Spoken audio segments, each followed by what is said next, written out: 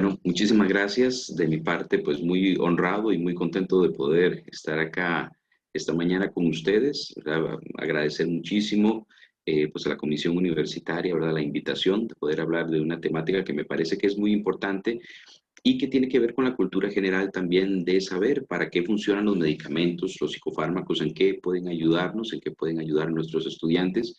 Y también creo que una de las dudas principales es si estos psicofármacos o estos medicamentos podrían estar afectando también el desempeño o cómo los chicos pues están actuando en clases, ¿verdad? Entonces para mí es pues de veras un placer el poder hablar de esta temática. Es una temática que me gusta mucho porque pues creo que a nivel de la parte de psiquiatría y de un énfasis en los psicofármacos hay que hacer mucha desmitificación porque en general siempre hay muchos mitos, ¿verdad? Con respecto a estos tipos de medicamentos y es importante que la gente así pues como cada vez más sabemos sobre antibióticos, hemos visto cuánto estamos luchando en estos momentos por ver cómo, bueno, se desarrolla una vacuna para ayudarnos en todo este proceso, pues, de sobrellevar eh, lo del COVID, cómo estamos tratando de entender, ¿verdad?, cómo funcionan medicamentos antivirales para podernos ayudar. Bueno, todos los medicamentos pueden ser en beneficio para el ser humano mientras entendamos en qué personas pueden ser de utilidad, de qué forma utilizarlos y cómo paliar o disminuir los efectos secundarios al punto de que no nos afecten, digamos, en ese aspecto. Entonces, de mi parte, muchísimas gracias por la invitación y esperemos que sea un momento donde podamos pues, también aprender y disfrutar al mismo tiempo, podamos conversar. Creo que la dinámica, ¿verdad?, que pudimos conversar ahora hace un ratito es que voy a darles una charla que es como un resumen acerca de un curso que yo doy, que es el uso de psicofármacos y la importancia del manejo conjunto. Es un pequeño resumen, digamos, tocar las principales familias de medicamentos. Ya en este caso, bueno, Lisette me había trasladado algunas de las preguntas más importantes pues, que tenían algunos compañeros y una lista de los medicamentos que la población estudiantil que tienen ustedes ha tomado y que ustedes posiblemente han tomado nota ahí de que ellos lo toman y tienen como muchas dudas con respecto a esos tratamientos. Voy a tratar de tocar muy superficialmente, obviamente, pero espero que concisa de forma concisa estos tratamientos, para qué sirven, para qué nos podrían beneficiar, por qué un médico psiquiatra o un médico general tal vez tomó la decisión de utilizar estos medicamentos en los chicos y cómo nos pueden estar beneficiando y cómo también podrían afectarnos de alguna forma el desempeño de los chicos. ¿Está bien? Entonces, bueno, sin más, voy a tratar de compartirles la presentación. Vamos a ver si no hay problema acá. Ok, debería estarles compartiendo una pantalla que dice implicaciones de la salud mental y los psicofármacos en los procesos educativos y estudiantiles, ¿cierto? Si quieren alguno ahí que me indique nada más, así como una ceñita de dedo arriba, que están viendo la presentación y que me escuchan bien, tal vez antes de empezar. Muy bien, excelente. Muchísimas gracias, Paula.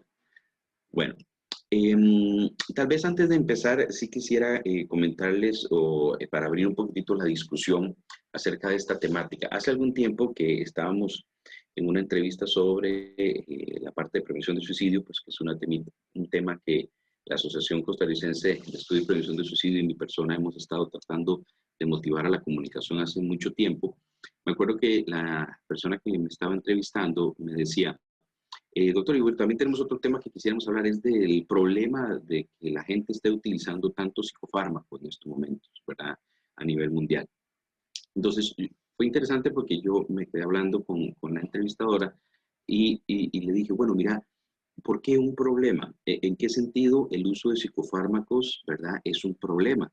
Entonces empezamos a hacer una discusión interesante porque es que de viaje entramos con respecto a los psicofármacos desde una mentalidad diferente. Piénsenlo así, es como si entráramos en el ámbito de los medicamentos antibióticos. Es que qué problema, doctor, que la gente esté utilizando tanto antibiótico. Bueno, sí, es un problema si la gente está utilizando el antibiótico de forma inadecuada.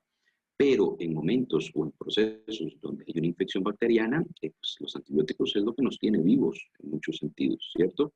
Ustedes y yo estamos vivos porque en algún momento tuvimos alguna infección de chiquillos o de grandes, ¿verdad? Por una muela, por un rasponazo, por una infección en algún lugar, o una apendicitis, una peritonitis, lo que fuera, y pues posiblemente los antibióticos nos salvaron la vida, ¿cierto? Ok, entonces el hecho de llegar al punto negativo de que por qué los antibióticos existen, bueno, los antibióticos existen porque es un avance de la medicina y nos ha llegado a ayudar para que las personas puedan sobrellevar infecciones que antes no se podían. Recordemos, ¿verdad?, que en la Edad Media y todas aquellas épocas, todavía hace 200 años, por ejemplo, 100 años, una cortada podría implicar la muerte.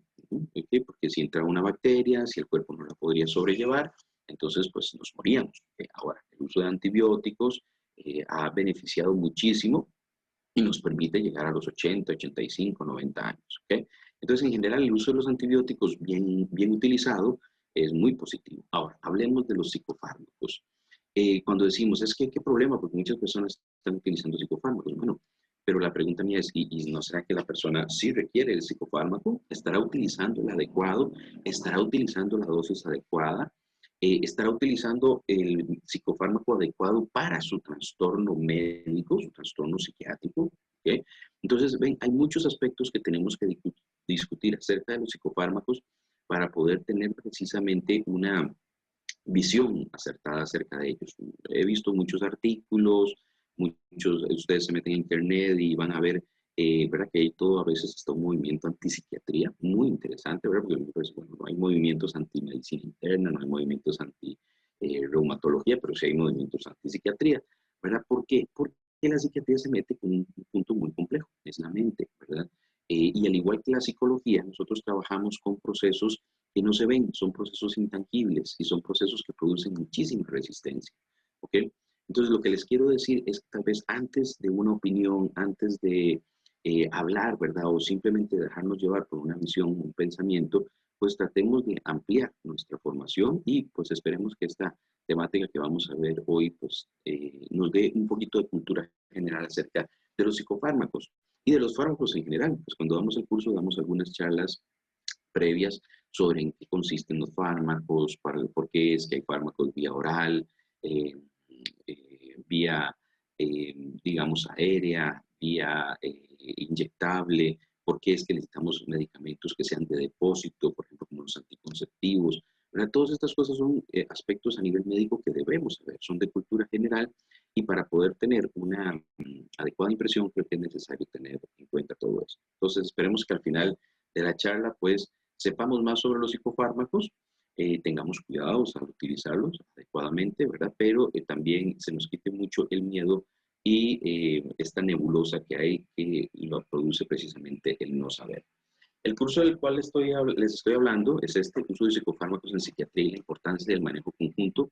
He tenido la oportunidad de darlo en universidades privadas, obviamente en la Universidad de Costa Rica, en el Hospital Psiquiátrico, con los chicos que se están formando como psicólogos clínicos. Ya este año pasado no lo pude dar por motivos de tiempo, pero sí, pues conozco ya bastantes generaciones de psicólogos clínicos que lo han llevado y que me han comentado que ha sido de mucha utilidad, porque antes los psicólogos tal vez pues estaban en el hospital, los médicos empezaban a hablar sobre los psicofármacos que estaban utilizando un paciente y era un ámbito donde ellos no se podían meter, por así decirlo, pero ya con el curso la idea es que pudieran ingresar también a la discusión y poder decir, bueno, ¿y por qué tal medicamento?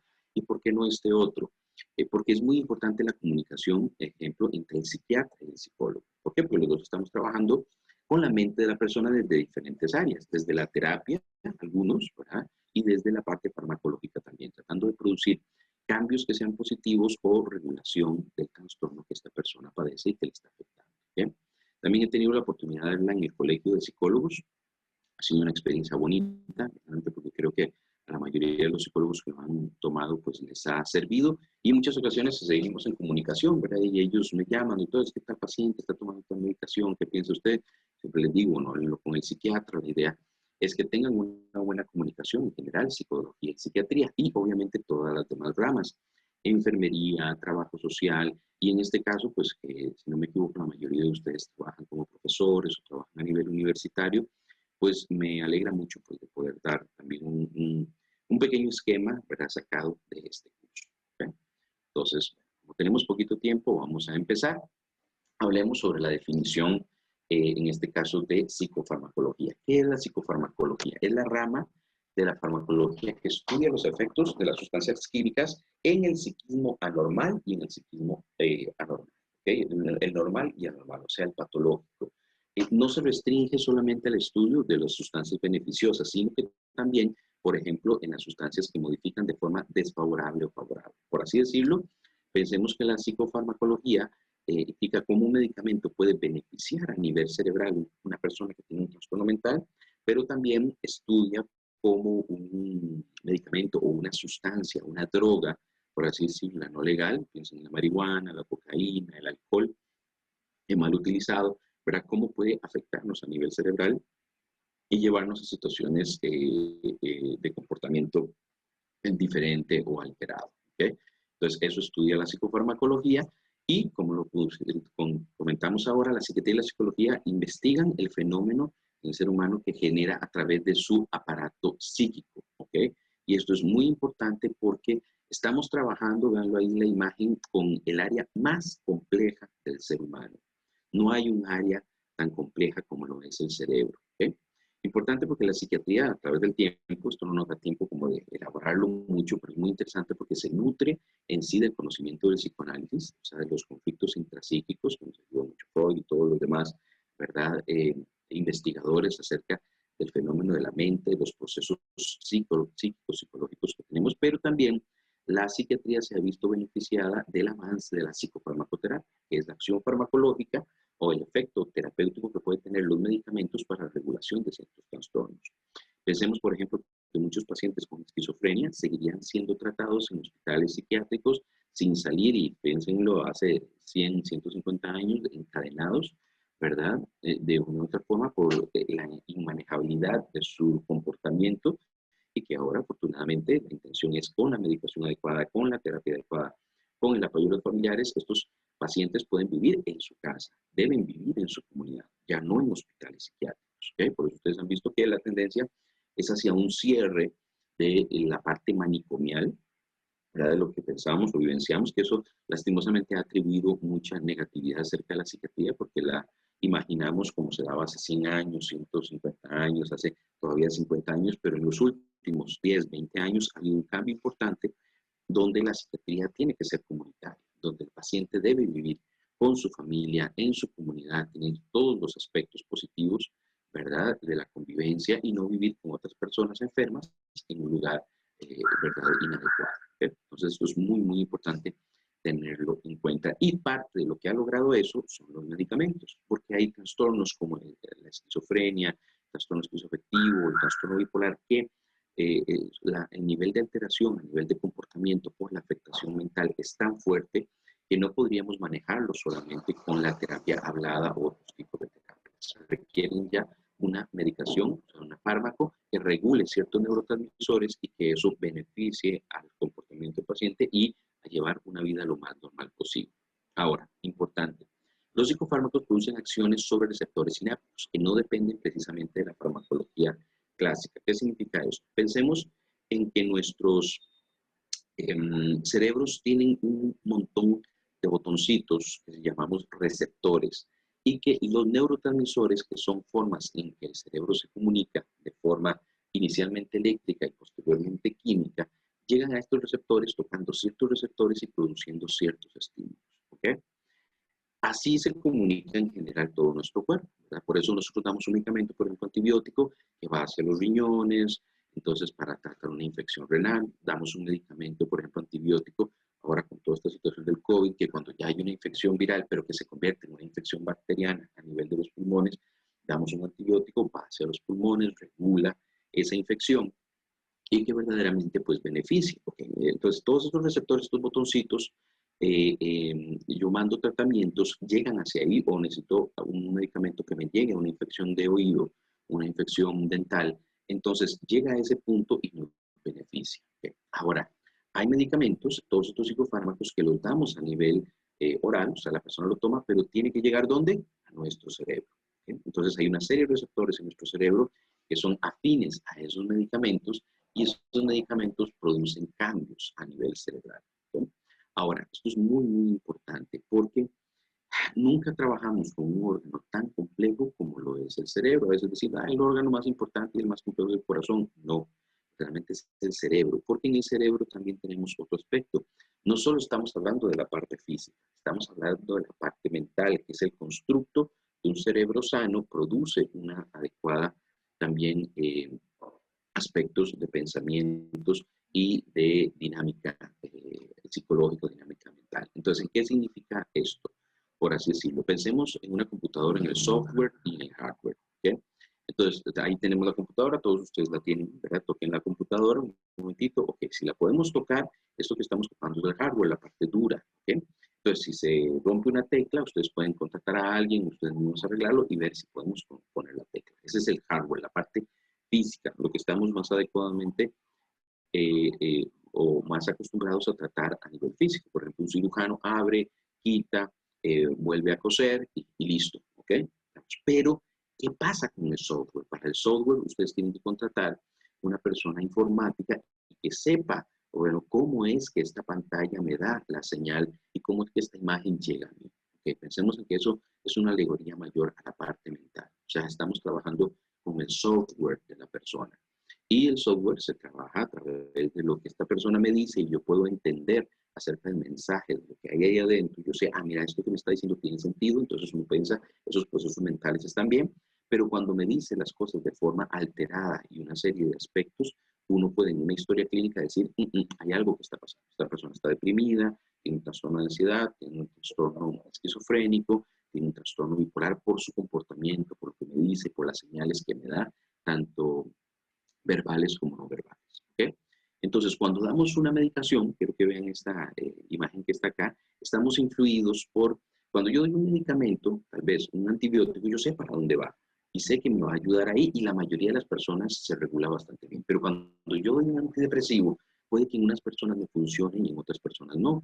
¿Por qué? Porque estamos hablando de que a nivel mental hay factores emocionales, afectivos, comportamentales, históricos de la persona, relacionales, vinculares. Son tantos aspectos que es increíble la complejidad que tenemos a nivel cerebral. Entonces, si ustedes ven aquí a esta persona, ven que es interesante, pero en todo ese enramaje, ¿verdad?, que hay a nivel cerebral, podemos tener que ver con síntomas que puedan tener que ver con el trastorno obsesivo compulsivo, la fibromialgia, las adicciones, la ansiedad, el déficit atencional, la alopecia, que es la caída de cabello, trastornos del sueño, trastornos alimentarios, depresión y hasta las hemorroides, ¿ok? Y como un aspecto mental puede influenciar en todos estos otros aspectos. Entonces, una medicación que yo doy para la depresión me puede ayudar también en la ansiedad y me puede ayudar a que disminuyendo la ansiedad me afecte que la persona tenga menos hemorroides, ¿ok?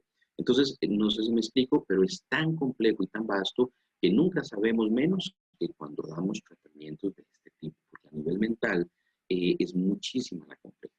Entonces no es lo mismo dar un tratamiento que yo sé, mira, va para los riñones, mira, va para el páncreas o va para el corazón, que cuando hablamos a nivel cerebral. Y por eso tal vez podemos decir, qué raro que a mí me mandaron este medicamento y este otro medicamento no le sirvió a mi vecina, aunque yo se lo mandé. Esto es algo muy dado en Costa Rica, ¿verdad? Que no, mira, este medicamento que me dieron en la caja es buenísimo, se lo damos a la vecina y la vecina dice, casi me matas.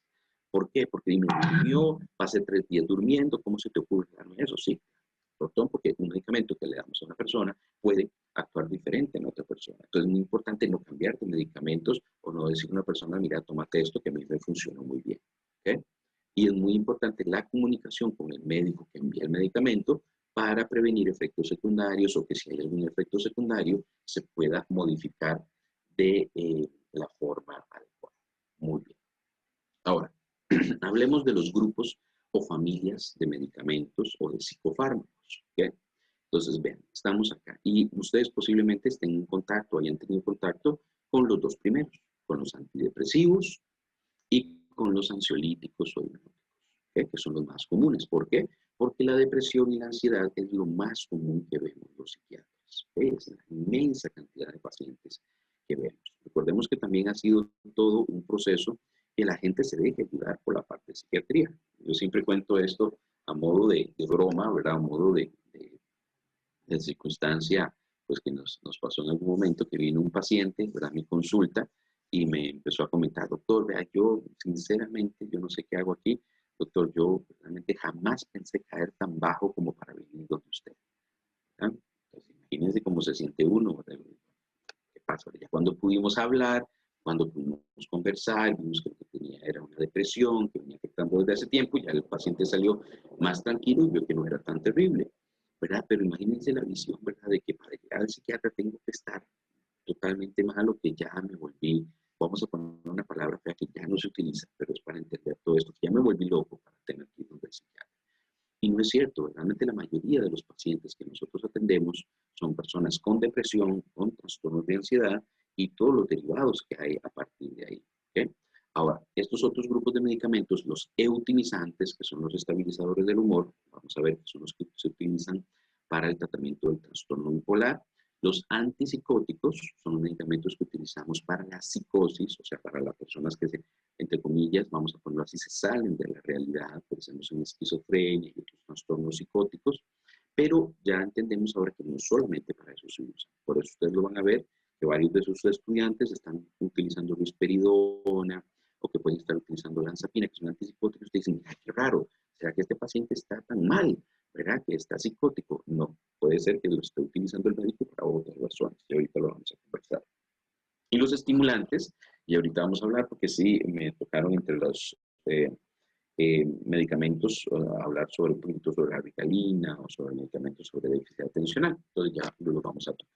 ¿Okay? Entonces, antidepresivos, ansiolíticos hipnóticos, optimizantes, antipsicóticos y estimulantes. El curso que yo doy nada más para tenerlo en cuenta, ¿verdad? Los primeros 2 días que trabajamos con los psicólogos dando este curso, hablamos sobre estas familias, por lo menos estas 4 primeras familias, sobre los principios de la psicofarmacología, y posteriormente en un segundo curso, ¿verdad? Cuando ya han llevado el primero, hablamos sobre el uso de estos medicamentos en diferentes tipos de trastornos, como por ejemplo los trastornos alimentarios, si se pueden utilizar en una embarazada o no, si pueden ser medicamentos que se pueden utilizar también o en el adulto mayor. Pensemos que hay otra familia de medicamentos que se utilizan en el Alzheimer, en las demencias. Hablamos sobre medicamentos en niños, en déficit atencional y en trastornos de personalidad, por ejemplo, ¿verdad? Porque antes teníamos la sensación, no, el trastorno de personalidad no, ningún medicamento le va a ayudar. No, ya sabemos que hay algunos medicamentos que sí funcionan en ciertos trastornos de personalidad o que nos ayudan en un acompañamiento cuando hay depresión o ansiedad asociado al trastorno de personalidad. ¿Okay? Pero bueno, vamos a avanzar. Entonces, estos son los 5 grupos de medicamentos que vamos a tocar, ¿verdad? Superficialmente el día de hoy, pero que me interesa que tengamos en cuenta. Muy bien. Vamos a hablar sobre la farmacoterapia antidepresiva. ¿Okay? Entonces, la farmacoterapia antidepresiva son precisamente los medicamentos antidepresivos. Vean acá, ¿verdad? Que en 1966 ya fue realizado o sintetizado lo que es el bupropión, tal vez ustedes lo han escuchado, el Wellbutrin, ¿verdad? Se aprobó en 1985.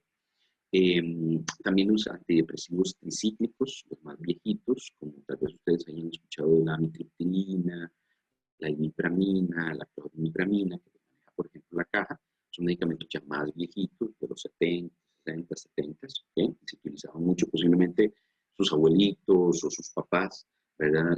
Si en algún momento tuvieron una depresión o un trastorno del sueño, ¿verdad? Un trastorno de ansiedad, pues y en aquella época en la caja se utilizaba mucho, todavía lo utilizamos, no significa que no los usemos, pero ya se utiliza mucho menos. Y a los comienzos de los 70 ya fue descubierto el primer regulador de la serotonina, se llaman ERS, porque son inhibidores selectivos de recaptura de serotonina, y el más, digamos, famoso es la fluoxetina. Posiblemente todos ustedes hayan escuchado sobre la fluoxetina, la pastillita de la felicidad, ¿verdad? Hasta lo asociaron ahí al muñequito este de feliz, ¿verdad? Y pues el medicamento originalmente es el Prozac, ¿bien? Entonces se dice que el Prozac, ¿verdad? La fluoxetina cambió el mundo, ¿verdad? Cambió porque muchas personas con depresión, que habían tenido depresión, pues pudieron salir adelante, y otro montón de personas que no habían tenido depresión, pero habían tenido ansiedad u otros síntomas también. Es de los medicamentos más vendidos y más utilizados a nivel mundial y con el que tenemos mayor experiencia. Digamos, lo llamamos como que es el patrón oro, porque a partir de ahí se despegan todos los demás medicamentos, por así decirlo, y los comparamos siempre con este para ver su utilidad, su buen funcionamiento. Ahora, ya tenemos otros medicamentos también muy positivos y bastante buenos, ya muy probados. Entonces el Prozac no es que lo utilizamos siempre, pero por ejemplo es un medicamento que tiene la caja, ¿verdad? Y ustedes, obviamente, posiblemente en algún momento algunos familiares o alguien que conozcan o alguno de los chicos que han tenido a su cargo han tomado fluoxetina. Ya después vamos a ver en qué consiste.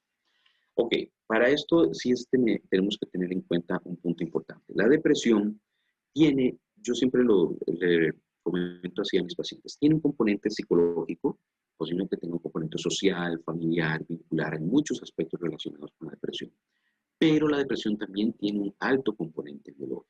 O sea, sí tenemos un trastorno biológico que se relaciona con la depresión, con las estructuras cerebrales y con varios sistemas de cómo funcionan estas dinámicas cerebrales. Entonces podemos decir que la depresión es un trastorno cerebral.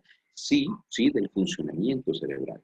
¿Por qué? Del funcionamiento, porque no vamos a encontrar precisamente a nivel estructural un cirujano, un neurocirujano abra y diga, ah, mira, aquí está el problema, por eso la persona tiene depresión.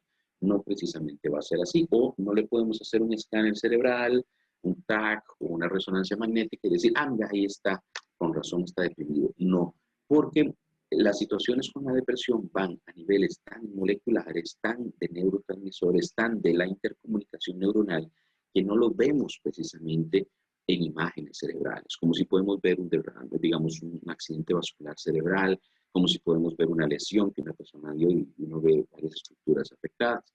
Pero en este caso sabemos que la depresión afecta a la corteza prefrontal, el cingulado anterior, la amígdala, el hipocampo y digamos su comunicación entre todas estas áreas.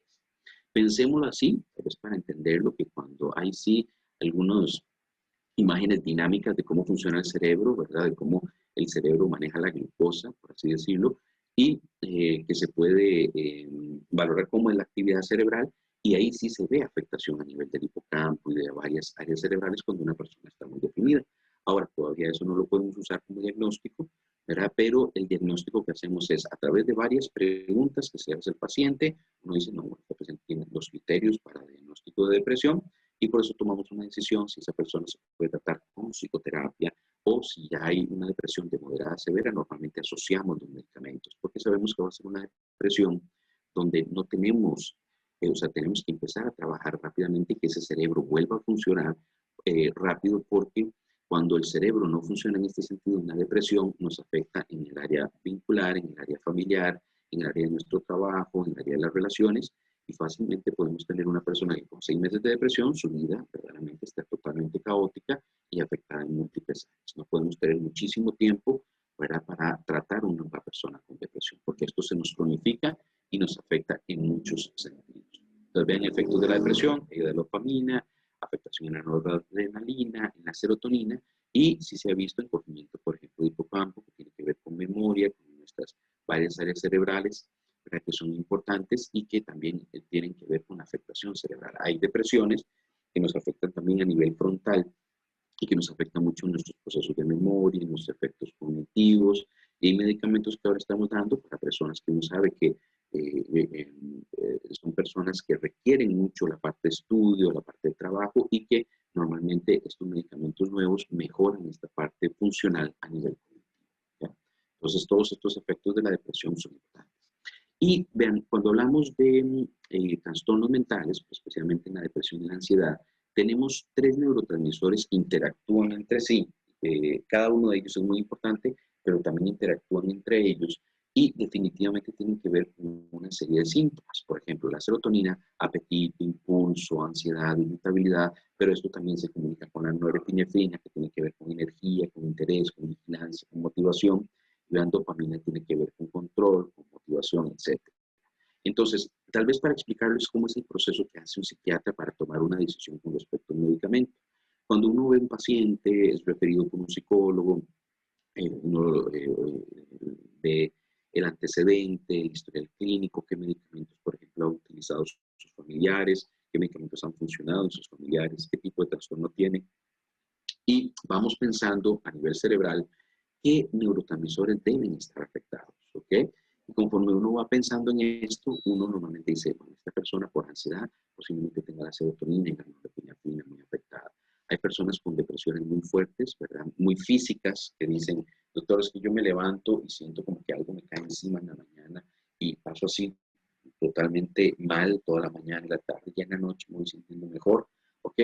Entonces, todos estos aspectos tienen que ver con estos neurotransmisores. Y cuando uno toma decisión con respecto a un medicamento, uno pues si voy a darle un medicamento que regule la serotonina, o voy a dar un medicamento que regule la serotonina y la norepinefrina, o voy a tratar el trastorno desde otro punto, desde la regulación de la dopamina para mejoría en energía y para mejoría en esta parte de fatiga, en esta parte de anedonia, de disminución del placer. ¿Ok? Entonces uno va tomando estos aspectos en cuenta. Y a veces hace combinaciones de medicamentos. No vamos a darle este para la serotonina y norepinefrina y además agregamos el Wellbutrin o el bupropión para la parte dopaminérgica. Entonces hacemos conjuntos de medicamentos que en muchas ocasiones sí sacan adelante a la persona en conjunto, obviamente, con una buena psicoterapia. ¿Okay? Y con cambios, obviamente, en sus hábitos, con una buena salud o higiene del sueño, etc. ¿Estamos? Pero la parte biológica es muy importante y así es como el médico psiquiatra va pensando ver de qué forma le doy el medicamento que mejor lo pueda regular. ¿Ok? Entonces tiene que ver estos 3 neurotransmisores. Para tenerlo en cuenta a nivel de imagen muy esquemática, piénsenlo que estas son neuronas, ¿ok? Estos son cómo se comunican las neuronas. Las neuronas tienen 2 tipos de comunicación, una comunicación eléctrica que viene por acá y que se convierte en comunicación química. Sueltan estos neurotransmisores, recuerden que esto es a nivel esquemático, no es que sea así, pero es para entenderlo, y tocan estos amarillitos acá que son receptores, ¿ok? Y esta comunicación sigue en esta otra neurona. Entonces, cuando toda esta comunicación está de forma adecuada, está flexible, está funcional, entonces podemos decir nos sentimos bien, pensamos bien, ¿ok? Nos sentimos bien, nos sentimos con un estado de ánimo, no hay tanta ansiedad, etc. Pero cuando estos receptores tienen problemas o cuando hay pocos neurotransmisores u otros tipos de alteraciones, esta comunicación se ve afectada. ¿Okay? Y esta comunicación afectada, obviamente nos afecta todos estos procesos psíquicos, nos afecta nuestra comunicación, nuestra vinculación, nuestra velocidad de reacción, nuestra capacidad de trabajo, nuestra capacidad en todo. ¿Okay? Y puede llegar en algún momento a ser tan fuerte que la persona diga, ya no puedo vivir, ya no quiero vivir, y donde empiece a haber hasta sensaciones de deseo de morirse, hacerse daño. ¿Okay?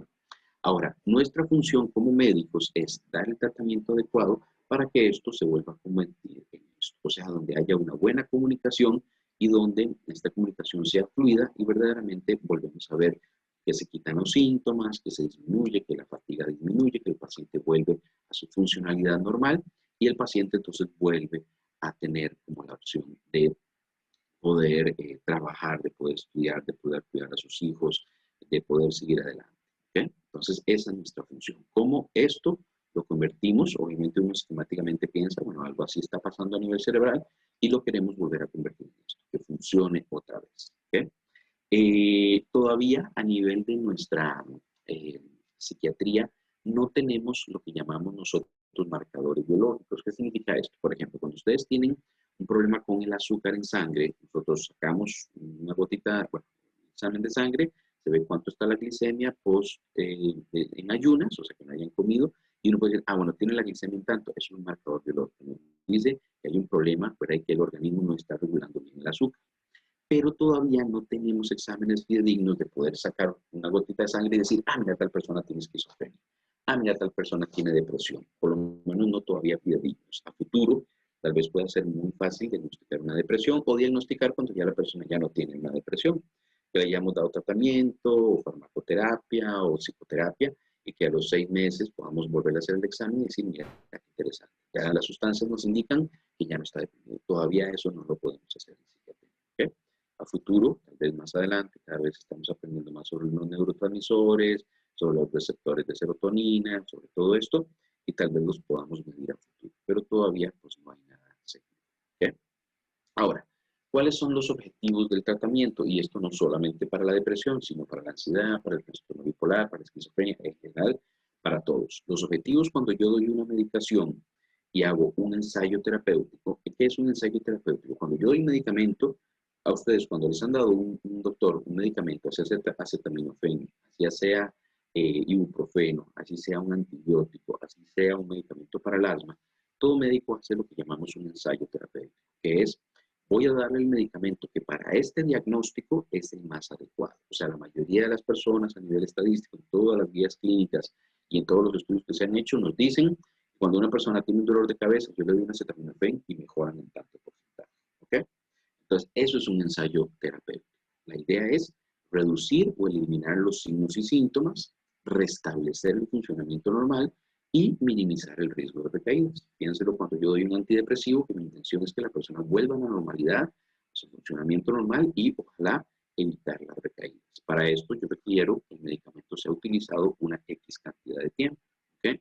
Porque si la persona lo deja de tomar, como suele pasar, que la persona tal vez el médico no le explica, o la persona adrede y dice, no, ya me siento bien, ya lo voy a dejar el tratamiento, entonces lastimosamente recae. Tenemos que volver a empezar o volver a conseguir otro medicamento. ¿Bien? Entonces esto es sumamente importante. Por ejemplo, con el asma, bueno, tal dosis, tal medicamento, inhalado, cada vez que tenga los problemas, o le doy otro medicamento para regular la parte bronquial. Ok, entonces todo esto es importante para que la persona no recaiga y no vuelva a los síntomas del asma. ¿Ok? ¿Estamos? Entonces, ese es el objetivo de todo medicamento que da un médico. Es un ensayo terapéutico, aunque podemos tener lo que llamamos un fracaso terapéutico, que eso no es porque el médico sea malo, porque el medicamento puede que diferentes aspectos de la patología de la persona hagan que el medicamento no funcione. ¿Okay? Y tenemos que probar otro tipo de medicación o una combinación de medicamentos. O asociarlo obviamente a una psicoterapia y un abordaje familiar porque tiene que ver, ¿verdad? Recordemos que el medicamento no es mágico. A veces algunas personas llegan acá, ¿verdad? Y dicen, doctor, deme algo que me cure. Y ahí llevamos 10 años, 20 años de hacer las cosas mal. ¿Okay? Entonces, en muchas ocasiones, mi función como psiquiatra es concientizar a la persona, porque vamos a dar un medicamento que regule los síntomas, pero que debemos dejar las cosas que nos enferman. ¿Okay? Entonces, en muchos sentidos tenemos que empezar a trabajar en terapia familiar, en abordaje de un montón de aspectos, que la persona no siga con los mismos procesos que la enfermaron. ¿Okay? Recordemos, el tratamiento es muy importante, es complementario en muchas ocasiones de otros aspectos y a veces en ciertos trastornos como la psicosis, el trastorno bipolar se convierte en el punto principal, en el eje principal. Pero en la mayoría de los trastornos, por lo menos yo en el curso lo motivo mucho, la idea es el trabajo conjunto y que entendamos en qué puede beneficiar estos medicamentos a mi paciente. ¿Okay? Entonces, estos son los objetivos del tratamiento: reducir o eliminar los síntomas, restablecer el funcionamiento normal y minimizar el riesgo de recaídas. Y esto sí quisiera que les pusieran mucha atención porque parte de los medicamentos que me indicaron ustedes, ¿verdad?, que con los cuales han tenido contacto, están acá. Entonces, estos son los medicamentos antidepresivos más comunes. ¿Bien? Veanlo acá. Estos tricíclicos son los más viejitos, por así decirlo. Los tiene la caja, todavía los utiliza. Nosotros a nivel privado es rara vez que lo utilizamos, aunque no significa que sean malos. Hay pacientes que los utilizan y les va bastante bien, especialmente adultos o adultos mayores, donde se los mandaban antes y verdaderamente si están funcionando uno no debe quitárselos. La amitriptilina, la imipramina, la clorimipramina, tal vez ustedes lo recuerden. ¿Okay? Entonces hay señores tal vez que digan, doctor, es que me dieron amitriptilina y me durmió mucho, no me sirvió. Bueno, tal vez lo mismo que estamos diciendo, puede haber medicamentos que funcionan muy bien en una persona, pero que en otra nos da mucho efecto secundario, nos lo duerme. Estos tenían muchos efectos secundarios, ¿verdad? A nivel de boca seca, de malestar estomacal, de malestar o de afectación a veces hasta cardíaca, no es que en todas las personas nos afecten, pero entonces se utilizan menos. Después de estos tricíclicos, nacieron los reguladores de serotonina. ¿Se acuerdan que hablamos hace un momentito que la fluoxetina era uno de los principales representantes y el medicamento que más fama tiene, digamos, porque es de los más viejitos también, de los más estudiados, pero son como de una nueva generación? Entonces, fluoxetina, fluoxamina o Luvox, ustedes no hayan escuchado. Sertralina es un medicamento muy versátil, muy bueno, que tal vez ustedes lo hayan escuchado. Altuline, Serolux, Depax, sertralina en general, ¿verdad? Este medicamento es bastante bueno, bastante positivo, se puede utilizar muy bien en el embarazo, cuando hay depresiones o en la lactancia, es de los más estudiados, de los más nobles, se puede utilizar en niños o adolescentes desde los 6 años de edad, cuando hay trastorno obsesivo compulsivo, y se utiliza mucho en adolescentes, ¿verdad? Porque verdaderamente la posibilidad como de intoxicación o de que una persona tenga un malestar importante, un efecto secundario fuerte con estos medicamentos es bastante baja, especialmente con la sertralina. La paroxetina o la Paxil, ustedes lo han escuchado, la escitalopram, que las casas farmacéuticas la comercializan como Lexapro, Neuroipram, estos son como los principales, Lopren. Son medicamentos muy buenos, el escitalopram es muy bueno en el adulto y en el adulto mayor, también se utiliza en adultos jóvenes. Citalopram, que es también una molécula muy similar a escitalopram, pues todos estos reguladores de serotonina son muy buenos en general. Es una nueva generación de medicamentos que salieron después de los tricíclicos y que verdaderamente son los primeros en utilizarse. Recuerden que la caja tiene los tricíclicos y tienen este que se llama fluoxetina. Entonces son los que ustedes posiblemente más van a tener contacto. ¿Okay? Ahora, después de estos vinieron otros medicamentos que llamamos duales. La fluoxetina y todo estos medicamentos que vemos en este cuadro tocan lo que es o regulan la serotonina. Pero hay otros medicamentos que tocan varios neurotransmisores, como la epinefrina, la serotonina, la dopamina, y es lo que llamamos medicamentos duales. Vamos a meter el NASA, también que es un regulador de noradrenalina, ¿bien? La mirtazapina, que se llama Remeron, ¿verdad? O la Ciblex, es un buen medicamento, ayuda a dormir, mejora el sueño, es un buen antidepresivo también para la ansiedad. Y los duales, como el bupropión, que toca la dopamina, como ahora lo dijimos, que a veces lo utilizamos en conjunto con los reguladores de serotonina o por aparte, se está utilizando mucho para los problemas de fumado. Venlafaxina, que posiblemente ustedes lo han escuchado también, es un antidepresivo dual. Cuando estos no funcionan por alguna razón, normalmente el médico puede mandar este otro, que a veces lo iniciamos de una vez, pero en muchas ocasiones se utiliza después de que este medicamento no funcionó. Entonces la venlafaxina toca dos neurotransmisores, que es la serotonina y la norepinefrina, y normalmente también ayuda mucho en depresión, en ansiedad, y se utiliza en otros aspectos. La duloxetina, que es la Cymbalta, y uno de los medicamentos más nuevos que se llama Brintelix, que es la vortioxetina, que es el que les decía que trabaja muy bien a nivel cognitivo. Personas que tienen problemas de memoria o que la depresión les está afectando mucho en su funcionamiento cognitivo. Todos estos medicamentos son más nuevos, por así decirlo, más carillos, ¿verdad? Porque son medicamentos, digamos, como que de nueva generación, pero aquí afortunadamente hay algo, cada vez hay más casas farmacéuticas que los comercializan y que comercializan buenos genéricos. El genérico es un medicamento que es como una copia del original, pero en la mayoría de las ocasiones son bastante buenos y eso abarata mucho los costos. Entonces, ahora digamos a nivel privado, uno puede tratar muchos pacientes con medicamentos muy buenos y a un bajo costo. Porque, como les decía, ahora de nada vale que yo vea a un paciente, le haga un buen diagnóstico, le mande el mejor de los tratamientos, pero el paciente no lo pueda comprar. Eso es complicado, ¿verdad? Ahora tenemos que tener en cuenta que estos medicamentos cada vez van avanzando y que afortunadamente tenemos cada vez mejores medicamentos para tratar este tipo de patologías y donde en estos momentos lo que uno quisiera es que a futuro este tipo de patologías cada vez disminuyan más y tengamos menos pacientes deprimidos, menos pacientes ansiosos, ¿okay? Y menos pacientes con patologías mentales porque están bien regulados. Muy bien, ¿estamos claros hasta acá? Hasta ahí vamos con los medicamentos antidepresivos. No, todos estos medicamentos, recuerden, pueden tener algunos efectos secundarios. La mayoría de ellos tienen el efecto secundario de que pueden afectar la parte gástrica, malestar estomacal, reflujo, diarrea los primeros días, pero normalmente son los primeros días y después eso se quita. Algunos de estos medicamentos en algunas personas pueden producir sueño, eso a veces nos ayuda a darlos en la noche, que la persona duerma bien. No son adictivos, esto es muy, muy importante. Estos medicamentos que les estoy comentando no son adictivos. Muchas personas tienen mucho temor de tomarlos porque después me vuelvo adicto a ellos o dependo de ellos. ¿Okay?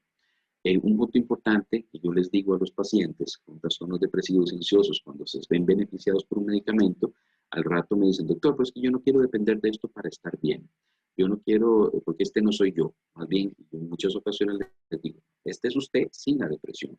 Este es usted sin la ansiedad, sin las crisis de ansiedad. ¿Okay? Porque la medicación lo que hace es quitarnos algo que no nos pertenece a nosotros, que no es parte de nosotros. La ansiedad y la depresión son enfermedades que nos afectan. ¿Okay? Ahora, ¿estos medicamentos es necesario utilizarlos para toda la vida? No precisamente. En la mayoría de las ocasiones los utilizamos por un año de tiempo, ¿ok? Y después lo quitamos poco a poco y tal vez la persona ya no se nos vuelva a deprimir y ya no vuelva a tener un trastorno de ansiedad. Especialmente si lleva a su lado una buena psicoterapia y si hay cambios familiares, si hay cambios de vida. Esto nos ayuda mucho para que podamos en algún momento quitar la medicación.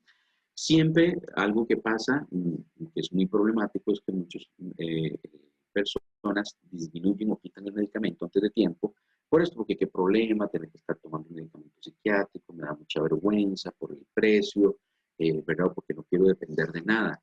Pero el problema de quitarlo antes de tiempo es que la persona puede recaer y eso darle grandes problemas. ¿Okay? Si la persona recae, bueno, tenemos que volver a empezar con todos los contras que tiene. ¿Okay? Entonces es muy importante no quitar la medicación hasta que el médico lo indique. ¿Está bien? Bueno, muy bien. Vamos a pasar a los farmacoterapia en ansiedad. ¿Okay? La ansiedad da de todo.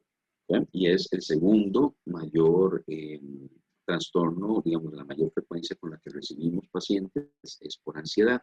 ¿Qué da la ansiedad? Da sudoración, dolor de pecho, temblores, náuseas, diarrea, entumecimiento, palpitaciones, contracturas musculares, mareos, disminución del deseo sexual, irritabilidad, etcétera. Da de todo. ¿Okay?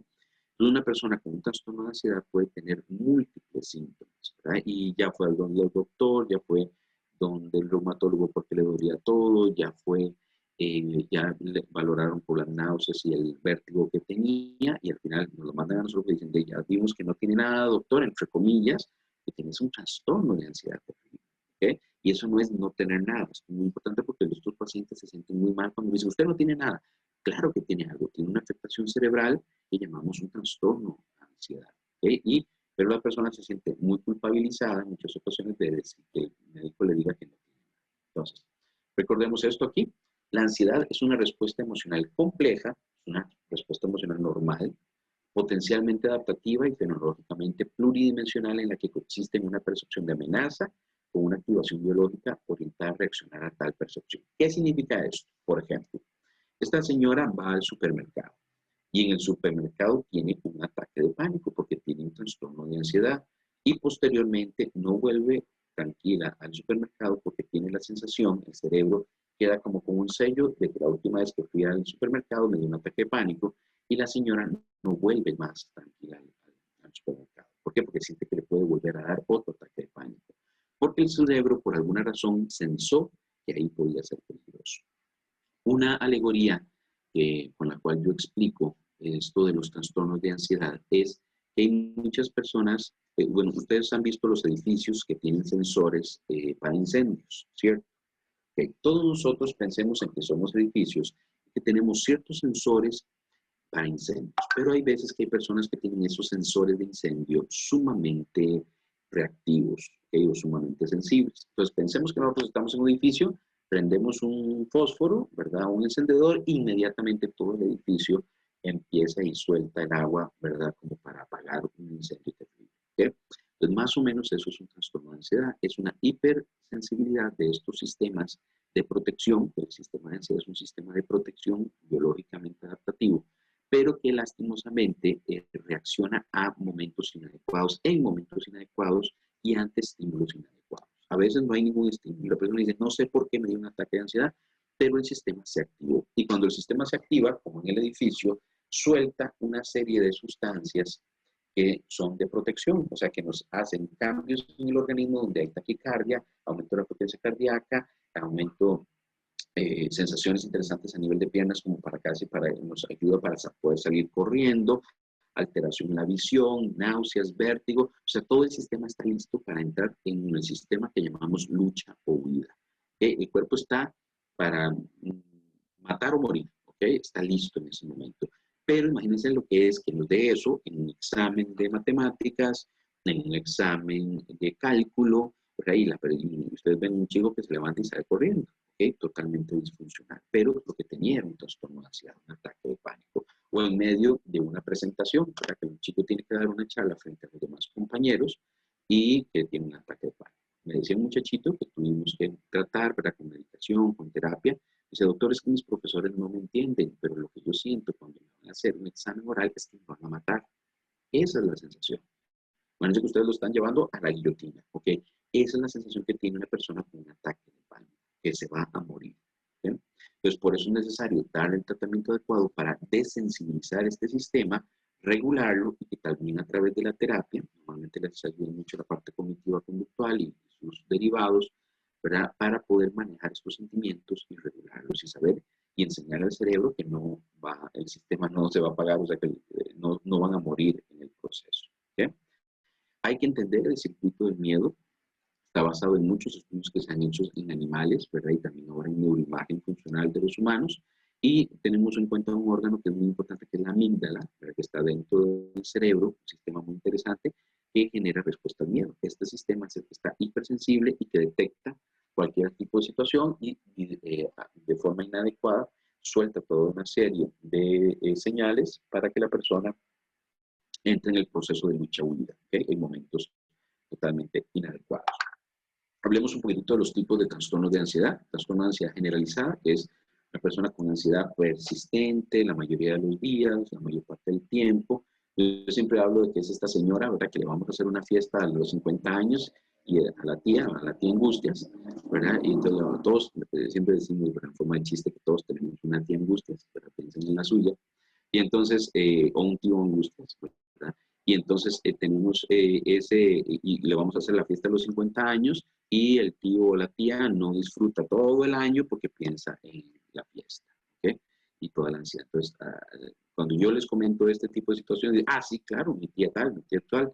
Entonces, empezamos a ver a nivel familiar cuántos pacientes tienen trastorno de ansiedad generalizada. El trastorno de pánico, que es la aparición de los ataques de pánico, que son muy terribles. La persona que los ha tenido dice, no quiero volver a sentir esto nunca más. Y en algunos momentos hay esta sensación de deseo de morirse porque no quieren volver a sentir el ataque de pánico.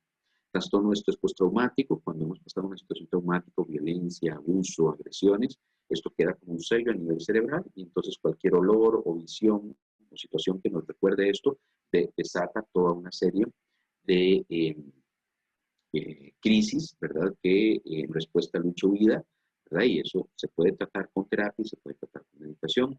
La fobia social, que esto le debe afectar mucho a muchos de los chicos con los que ustedes trabajan, ¿verdad? Esta incapacidad de poder hablar con los demás, este miedo terrible a una exposición.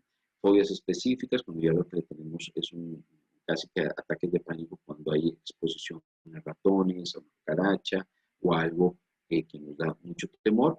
La ansiedad por separación y obviamente el trastorno obsesivo compulsivo, que es muy frecuente, aunque tal vez no se desarrolle totalmente, pero podemos tener personas con rasgos obsesivos compulsivos muy fuertes que les afectan en una serie de circunstancias. ¿Okay?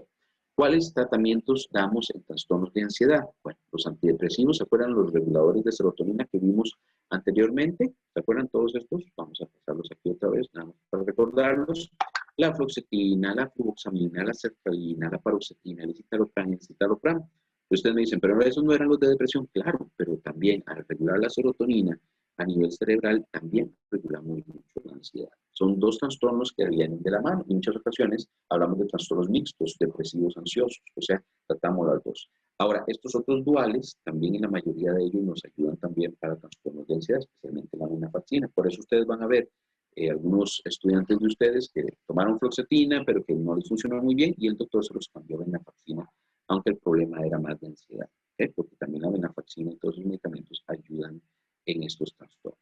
¿Okay? Entonces, los antidepresivos, reguladores de serotonina y los otros duales también nos funcionan en trastornos de ansiedad. ¿Los tricíclicos también funcionan? Sí, en efecto. ¿Okay? También podrían ayudar en algunas personas. Antes se utilizaba mucho la clomipramina para el trastorno obsesivo compulsivo, ya ahora lo utilizamos menos. Y también utilizamos mucho lo que son las benzodiazepinas. ¿Okay? Tal vez ustedes hayan escuchado, vamos a ver, bueno, las benzodiazepinas ya lo vamos a tocar. Ajá. Las benzodiazepinas, tal vez ustedes han escuchado la clonazepam, el alprazolam, el latafilo, el ansiolid, el diazepam, que es la Valium y la soticlona. Posiblemente todos ustedes hayan escuchado algunos de estos medicamentos, ¿cierto? Algunos de los chicos con los que ustedes trabajan lo toman, ¿ok? ¿Para qué se dan? Se dan para dos razones. Para regular la ansiedad y para el sueño. A cierta dosis regula la ansiedad y a cierta dosis ayuda a dormir.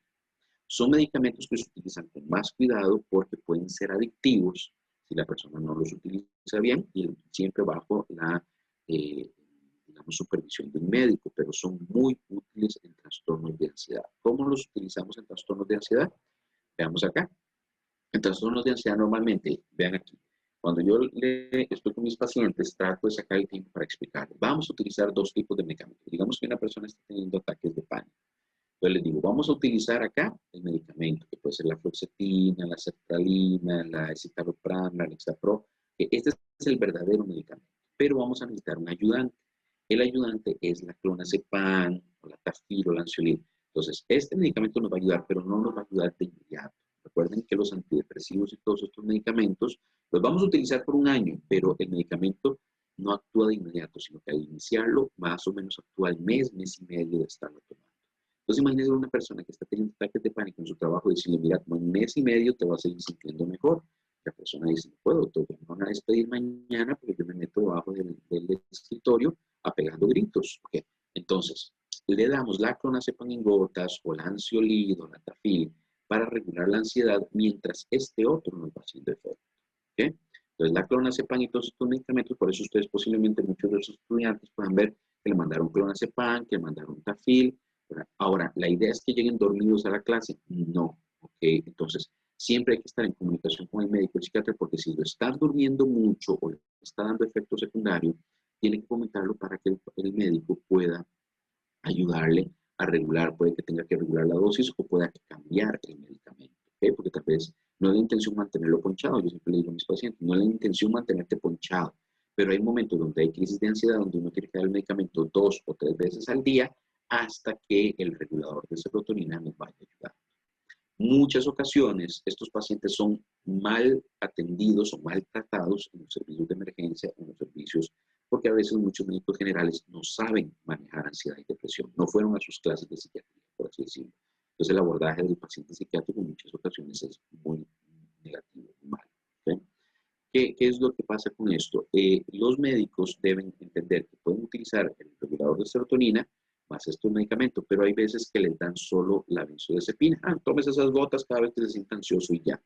Y ahí esas benzodiazepinas sí pueden ser adictivas, porque la persona puede empezar, me tomé 5 gotas, no me sirvió, 10, 30, 40, 50 en el día, o empecé con una pastilla, no, seguí con 2, seguí con 3, y lo que se hacen es adictos a la benzodiazepina, porque no es el verdadero tratamiento, es el medicamento adjunto al regulador de serotonina. Este es el de ayuda, es muy importante para que la persona no se sienta tan mal mientras este medicamento va regulando el trastorno de ansiedad o el trastorno depresivo. Pero la benzodiazepina es fundamental para regular la ansiedad mientras este va actuando. ¿Okay? Sin embargo, después de unas 5 o 6 semanas, este medicamento cuando ya está haciendo efecto, lo vamos quitando, lo suspendemos y lo dejamos más que todo para momentos de crisis. ¿Cuándo son los momentos de crisis? Por ejemplo, yo lo tengo en pacientes que, por ejemplo, van a viajar en avión, entonces se toman media tafil o media ansiolid para ayudarse en el avión, o cuando van a hacer un examen o cuando tienen una presentación, especialmente si el profesor es muy mal encarado, si el profesor es muy maldoso, si el profesor es muy mala gente, entonces le tienen un temor terrible, ¿verdad? Entonces, la idea es que vayan con un poquitito de clonazepam o ansiolid y entonces ya no se desencadene todo el sistema como si estuvieras frente a un oso o un león. ¿Okay? Entonces, eso es algo, y también obviamente la terapia les ayuda mucho, ¿verdad? Para regular la ansiedad y que puedan sacar una buena nota y que no sea la ansiedad la que habló por ellos. ¿Estamos? Esperemos que vaya quedando bastante claro. Entonces, como les decía, en tratamiento de ansiedad usamos los mismos reguladores de serotonina, los mismos duales, los cíclicos también se pueden utilizar y las benzodiazepinas para ayuda mientras disminuyen los ataques de pánico. ¿Okay? ¿Cuál medicamento? Bueno, todos estos que decimos. ¿Okay? Estos ansiolíticos que también llamamos ahora ansiolíticos. Los ansiolíticos también son las benzodiazepinas porque la idea es que cortan la ansiedad. Ansiolíticos. Ahora, los hipnóticos, ya vamos entrando en la última parte, vamos a ver ya esto un poquito más rápido.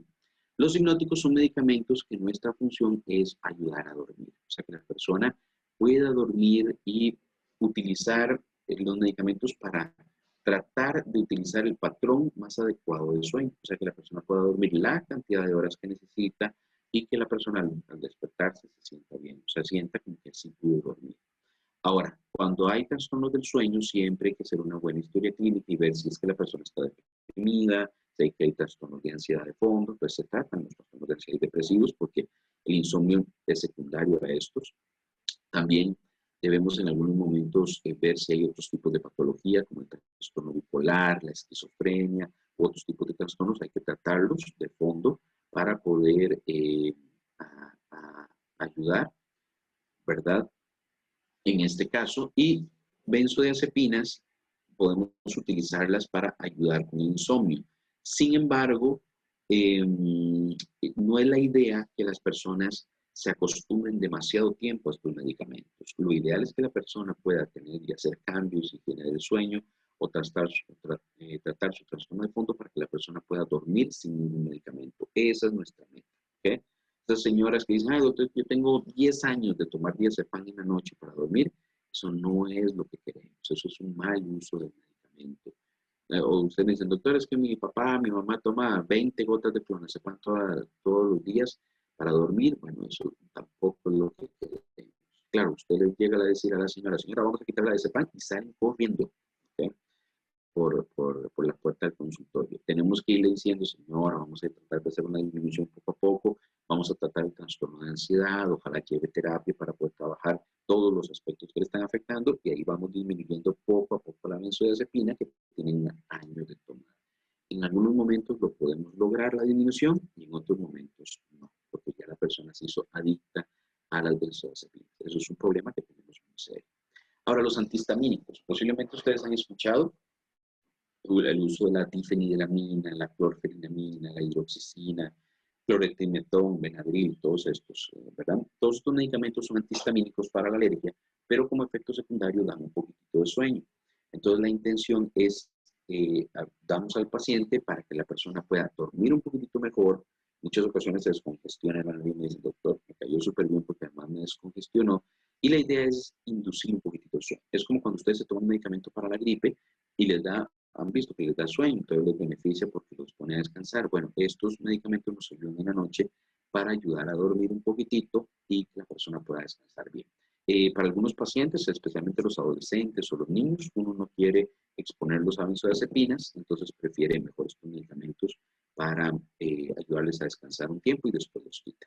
Y la melatonina es un medicamento que se está utilizando ahora mucho porque regula el ciclo circadiano y es bastante bueno. Hay algunos medicamentos ya antidepresivos que cuentan con reguladores de melatonina, pero en general se pueden conseguir a veces en diferentes, bueno, no son medicamentos como que requieran receta médica, ¿verdad? Y son suaves relativamente como para ayudar a descansar o dormir. Entonces a veces son mi primera opción como para si la persona tiene un trastorno del sueño leve, junto con higiene del sueño, obviamente, que esto no exponerse a grandes comidas en la noche, no exponerse a pantallas, tratar de dormirse una hora y despertarse a otra hora. ¿Okay? Bueno, las benzodiazepinas ya las vimos. Recuérdense la clonazepam, que es el ribotril en gotitas o en pastillas. Es muy útil para los trastornos de ansiedad. Me gusta mucho utilizarlo en gotas porque después, si tomaba 20 gotas, vamos a 15, a 10, a 7, a 5 y las vamos bajando poco a poco. La tafilolanciolid es muy común de uso, ¿verdad? Como les digo, mucha gente las utiliza para paliar o disminuir los ataques de pánico, son bastante funcionales y nos ayudan mucho en esos trastornos. La diazepam, la Valium son para pacientes ya con trastornos más fuertes, ¿verdad? Normalmente yo no la utilizo mucho, pero pues sí tenemos pacientes que la utilizan y la idea, como les digo, no es irla disminuyendo. Y la sopiclona, posiblemente algunos de ustedes la conozcan también, es un medicamento benzodiazepínico bastante útil en adultos mayores, por ejemplo, pero son algunos de los benzodiazepinas más comunes. ¿Está bien? Bueno, ¿me siguen? ¿Todo bien hasta ahora? Paula, que tal vez nos haga el dedito así, si todo va bien. Está funcionando todo. Excelente. Muy bien. Gracias. Bueno, vamos a avanzar. Ok, y ya para ir encaminándonos hacia la última parte. El trastorno bipolar es un trastorno que se utiliza mal el término, ¿ok? Muy frecuentemente. Es muy importante que nos preparemos, que sepamos, porque hay muchas personas con trastorno bipolar que no lo saben y cuando el tratamiento se da de forma adecuada, pues estas personas pueden tener una vida normal, una vida tomando la medicación, pero muchas personas tienen este trastorno, no lo saben y le causa grandes problemas a nivel de la vida. Ahora, el término de trastorno bipolar se utiliza mal. En muchas ocasiones hablamos de eso cuando un paciente, doctor, es que mi papá es medio bipolar, porque en la mañana está triste y en la tarde ya es un amor y en la noche está enojado. A veces se nos confunde con ciertos rasgos de personalidad o personas irritables, conflictivas, pero el trastorno bipolar en verdad es un trastorno que varía entre estos dos polos. Un polo depresivo que tiene estos síntomas: tristeza, no se levantan de la cama, anedonia, o sea, disminución del disfrute, tendencias suicidas, o sea, piensen en episodios depresivos muy fuertes con episodios maníacos, que es la otra cara de la moneda. Pensamiento acelerado, verborrea, que es hablar muy rápidamente, pensamientos repetitivos acelerados. Una persona cuando llega a mi consultorio con trastorno bipolar casi que es diagnosticado en la sala de espera, ya está mi secretaria, lo ve. Ay, doctor, qué bonito todos los libros, todo, qué bonito las matas, qué bonito los colores de las pinturas, y empieza a hablar rápidamente, acelerado, ahora no se puede quedar quieto. Eso es una fase normalmente que a veces lo podemos catalogar como maniacal. En estas fases pueden llegar a haber ideas sobrevaloradas, delirentes, megalomaníacas, ¿verdad? Yo soy el príncipe de la tierra, yo soy el rey del mundo, yo voy a salvar a todos, soy Jesús, ¿verdad? Entonces empiezan con situaciones de estas y ya se requiere normalmente un internamiento para regular este estado maníaco, que también es muy peligroso, ¿ok? Hay varios tipos de trastorno bipolar, tipo 1, tipo 2, la ciclotimia, que es como diferentes variaciones, pero en general el trastorno bipolar tipo 1, que es el que menos nos cuesta diagnosticar, ¿verdad? Porque normalmente es muy, por así decirlo, evidente la diferencia entre la depresión que ha tenido a lo largo de su vida y una fase maniacal. A veces esas fases maniacales pueden ser inducidas por drogas. Entonces tenemos algunos chicos que tienen psicosis o fases maniacales por el uso de drogas, ¿verdad? La marihuana no es una sustancia inocua, es una sustancia que produce, yo le digo a mis pacientes que es como una llave que no sabemos qué puertas van a abrir a nivel cerebral, que en algunos momentos nos lleva hacia el trastorno bipolar o hacia la esquizofrenia. Entonces tenemos que tener muchísimo cuidado. Pero este es el trastorno bipolar y hay medicamentos que se utilizan para el trastorno bipolar, especialmente los estabilizadores del estado de ánimo. El carbonato de litio, el ácido valproico, la epival, la lamotrigina y la carbamazepina. La lamotrigina es la gramitar. Ustedes pueden decir que es raro, porque estos medicamentos son antiepilépticos, porque la epival se utiliza para la epilepsia, la lamotrigina también, la carbamazepina. Bueno, de alguna forma piensen en que en el trastorno bipolar hay una excesiva comunicación entre las neuronas. Hay como, por así decirlo, si ustedes vienen, el cerebro estaría destellando demasiada comunicación cerebral. Y como pasa en la epilepsia. En la epilepsia, cuando una persona cae con una crisis convulsiva, lo que está pasando en este cerebro es que están comunicándose demasiadas neuronas y eso produce movimientos tónico-clónicos a nivel del cuerpo, que es lo que hace que la persona caiga y que verdaderamente empecemos a ver todos esos movimientos que la persona se mueve y se mueve en una epilepsia. De forma interesante, estos trastornos se regulan con estos medicamentos y el trastorno bipolar también. ¿Okay? Pues para hacer una alegoría a lo que pasa a nivel cerebral. El litio todavía no sabemos del todo cómo funciona, pero es bastante bueno para el trastorno bipolar, lo que pasa es que es un medicamento de cuidado porque a cierta dosis puede ser tóxico. Pero entonces vemos, normalmente las personas bipolares cuando están reguladas, pues son muy inteligentes, son muy buenos profesionales, son muy cargas en sus proyectos y siempre tienen algo, ¿verdad?, de ese brillo bipolar. Pero siempre es importante pues tenerlo en cuenta y que con la medicación adecuada estas personas pueden vivir una vida normal. Lastimosamente, ¿verdad? Normalmente los hombres especialmente utilizan también drogas, alcohol, no tienen la medicación, no aceptan que son bipolares y todo eso trae grandes problemas a su vida y a la vida de sus familiares. ¿Okay? Entonces, esto es muy complejo, es un trastorno que todavía nos falta mucho por tratarlo adecuadamente. O sea, sí tenemos medicamentos muy buenos, pero lastimosamente en muchas ocasiones la gente no quiere ayuda y esto trae grandes problemas a nivel de su vida. ¿Okay? Ya casi terminando, vamos a hablar de los antipsicóticos. ¿Para qué se usan?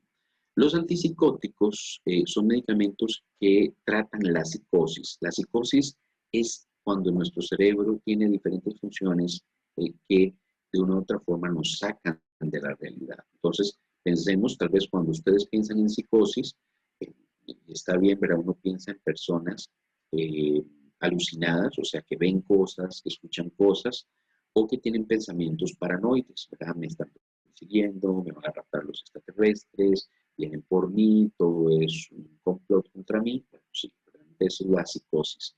Tal vez ustedes recuerden una película, cuando tenemos el chance para dar todo el curso y todo, hasta hacemos referencias a películas como Mente Brillante, ¿recuerdan de Russell Crowe? Una película muy buena, me gustaría que les motivara llevarlos a que la vean, ¿verdad? Que es la historia de John Nash, eh, increíble genio, ¿verdad? Matemático, pero que tenía una esquizofrenia paranoide y pues sí empieza a ver cosas, a escuchar cosas, a ver patrones, ¿verdad? Y todo esto, entonces entra en una psicosis, o sea, salirse de la realidad. Los medicamentos antipsicóticos, su uso más, digamos, eh, su uso inicial ha sido para el tratamiento de la esquizofrenia, el trastorno esquizofrénico, o sea, toda la parte que tenga que ver con esquizo. O también ahora se utiliza mucho en la psicosis inducida por sustancias. Esto que les decía, cuando los chicos utilizan marihuana u otras drogas, pero se abre esa puerta de la psicosis, esa puerta que tal vez no se hubiera abierto si el chico no hubiera utilizado drogas, y tenemos muchos chicos ingresados en las unidades de cuidados intensivos por psicosis por drogas. ¿Okay? Entonces tenemos que utilizar los antipsicóticos, tal vez nunca se tendrían que haber utilizado en este chico, pero lastimosamente la droga nos abrió una puerta que no debía abrirse. ¿Okay?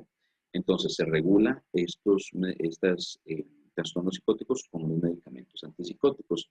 Pero también, esto lo quiero poner muy claro, los antipsicóticos están teniendo funciones muy importantes en trastornos de personalidad, en trastorno borderline, en el trastorno de personalidad obsesivo-compulsivo, en trastornos de personalidad, ¿verdad? Digamos, especialmente pensemos en del borderline que es tan complicado, el limítrofe, ¿verdad? También tienen una función importante. En trastornos esquizoides y todo, que se parecen a la esquizofrenia, pero no llegan a la parte esquizofrénica o el esquizotípico. Y en trastornos afectivos, vieran que lo estamos utilizando mucho en trastornos depresivos, en trastorno bipolar, porque tienen efecto regulador también del estado de ánimo y en ciertas depresiones el medicamento antipsicótico a dosis bajas nos funciona como un ayudante del antidepresivo. Entonces, por ejemplo, si un chico de ustedes está tomando un antipsicótico, no precisamente puede pensar en que es psicótico o que es esquizofrénico. Puede que el médico lo esté utilizando para otra razón. Entonces, sumamente importante. Puede ser por una depresión, por un trastorno bipolar, o ya vamos a ver otros como rasgos obsesivos o el autismo y el Asperger, que también se ven beneficiados de los antipsicóticos. ¿Okay? Por ejemplo, en las características del síndrome de Asperger, tal vez ustedes tengan chicos que tienen claros rasgos Asperger. La parte de Asperger ya se utiliza menos, aunque para mí es bastante funcional todavía. Pero recordemos ahora que es parte de lo que llamamos un trastorno del espectro autista.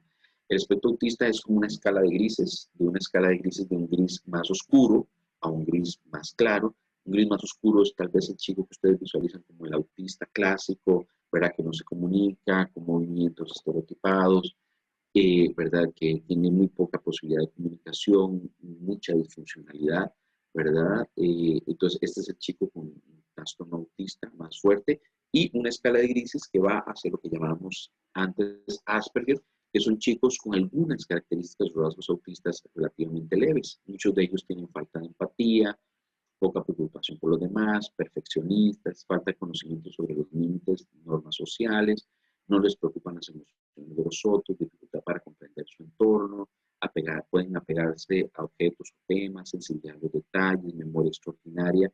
Muchos son muy analíticos y en muchas ocasiones tienen una capacidad intelectual mayor, ¿verdad? Tienen problemas para interpretar, tener contacto visual, etc. En estos chicos, los medicamentos antipsicóticos como la risperidona, posiblemente hayan ustedes visto que algunos son tratados con la risperidona y ahora con la aripiprazol, la pripas, puede regular la irritabilidad, el manejo del enojo, la ansiedad, la parte obsesiva. Entonces se utiliza mucho en estos chicos para bajar algunos de estos síntomas. ¿Okay? Entonces verdaderamente se benefician en muchas ocasiones y en muchos chicos Asperger también utilizamos medicamentos antidepresivos para bajar la ansiedad y muchos de ellos se nos deprimen. Entonces también los antidepresivos tienen su función. Ahora, los antipsicóticos, volvemos como con los antidepresivos, ¿recuerdan? La caja tiene algunos antipsicóticos que podemos decir de larga data, o vamos a poner palabras coloquiales más viejitos, que todavía la caja utiliza mucho. Ya los médicos psiquiatras, digamos, a nivel privado lo utilizamos menos, aunque no significa que sean malos, ni significa que no sean útiles.